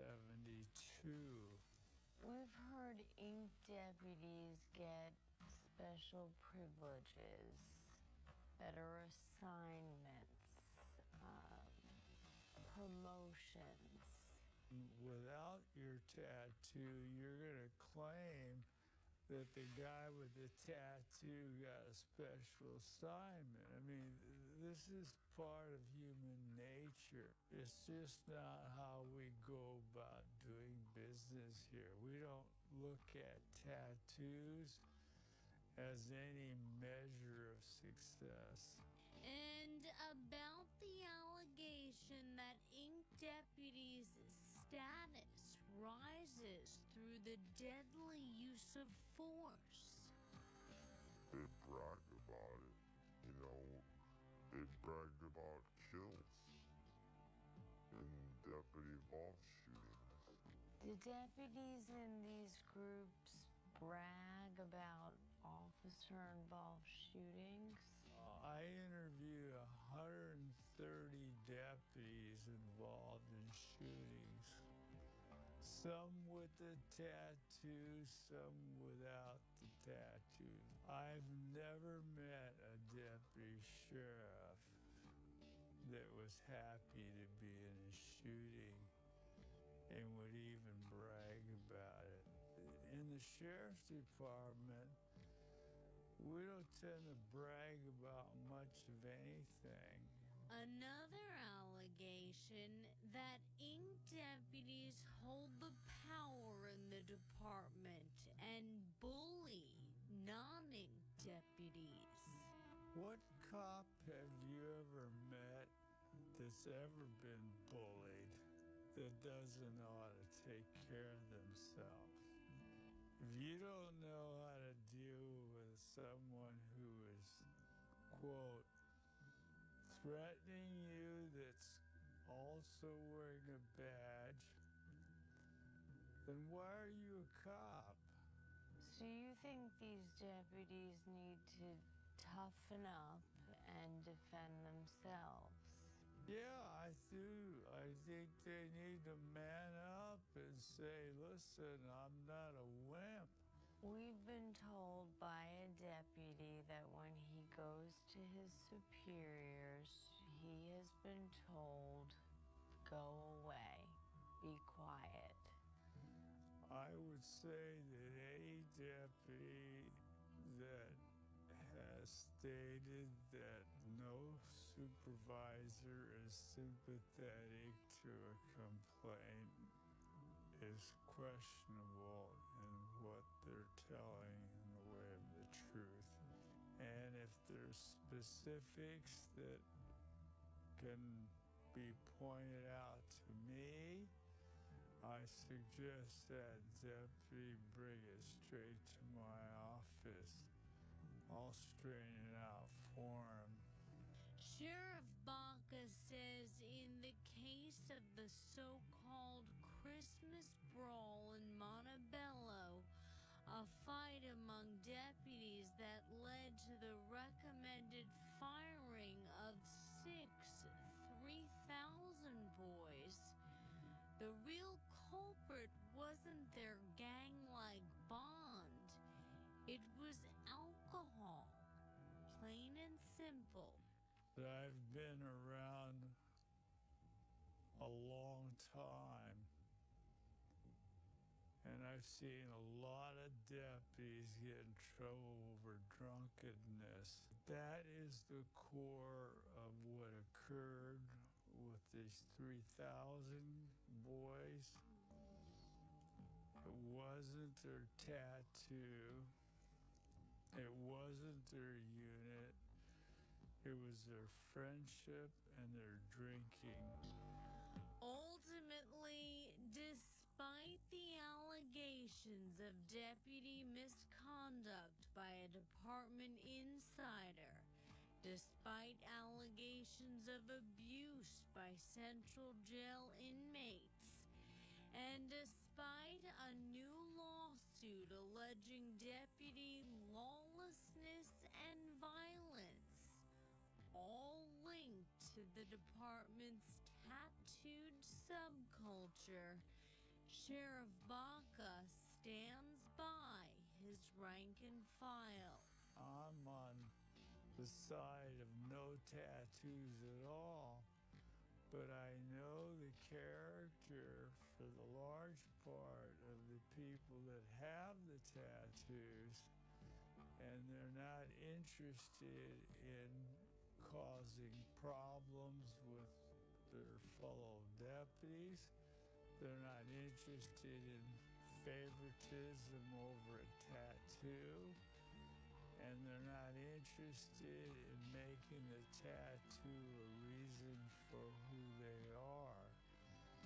The problem is, you still can't defend it. And I don't defend it.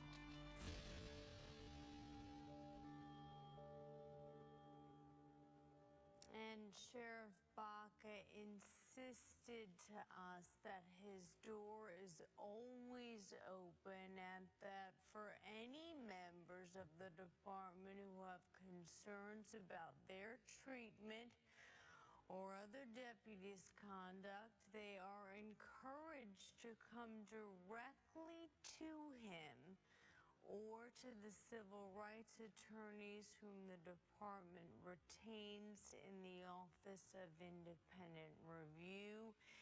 He promises swift, direct action on any complaints.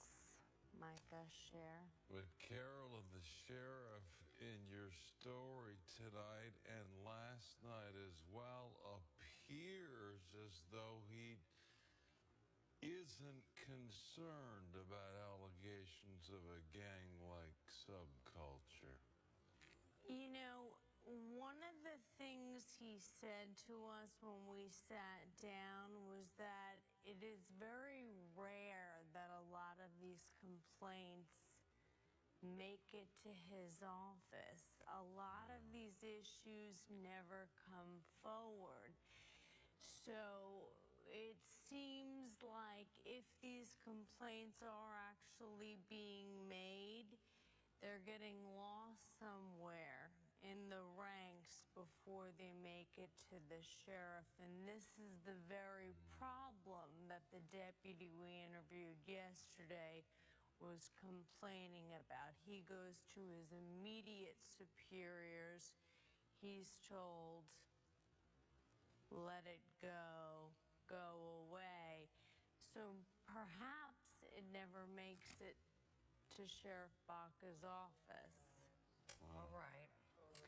Carolyn Costello, thank you for this four-part investigation. Of course, we'll continue to follow this.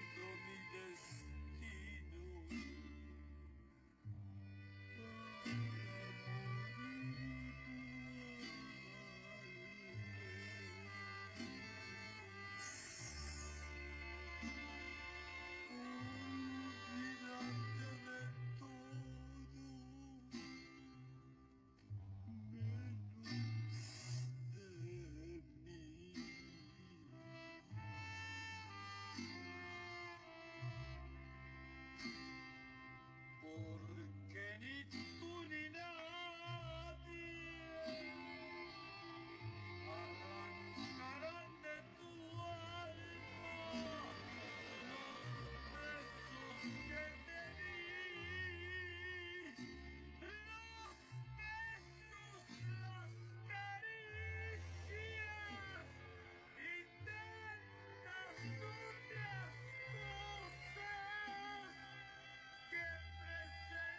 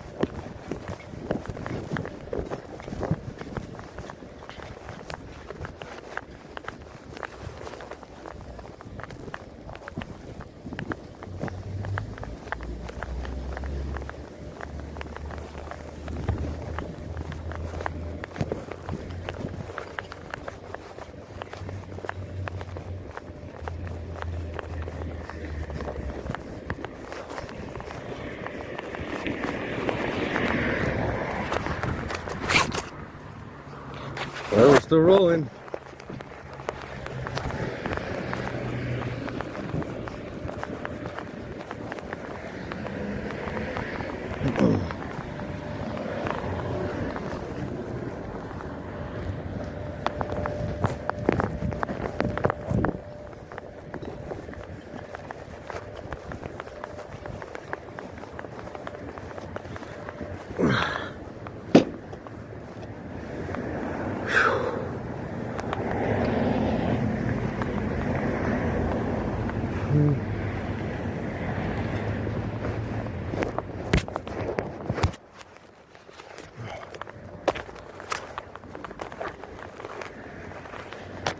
Put it on this side.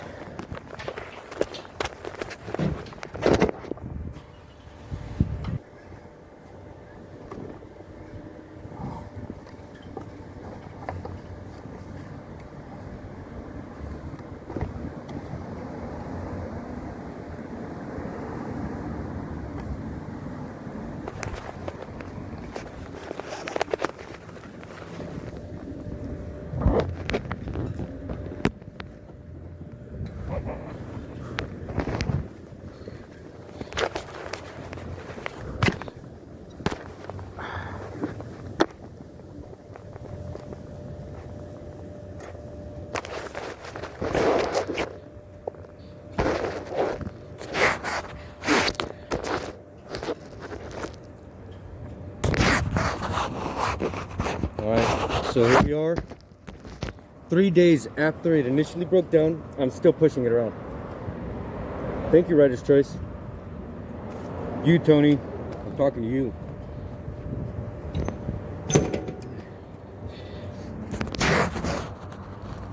Three days after breakdown.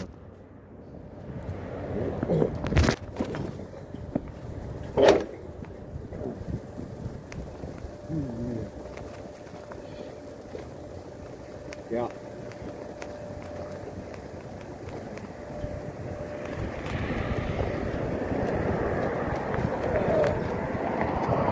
Look at that.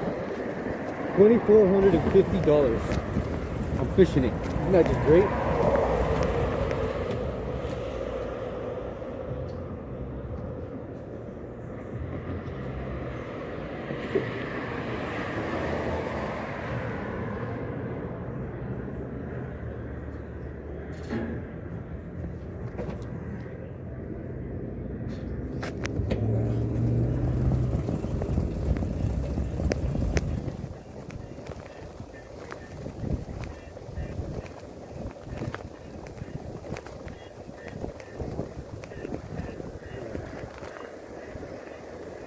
Wow.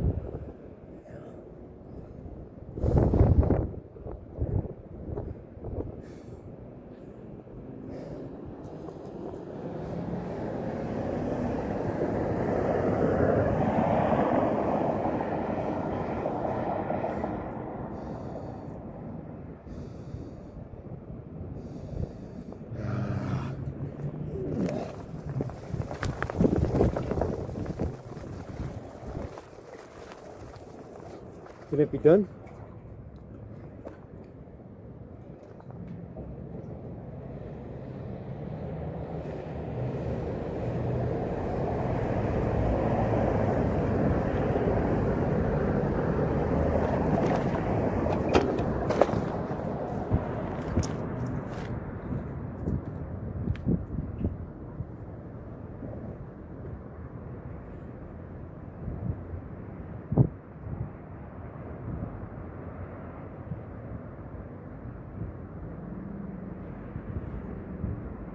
Can it be done?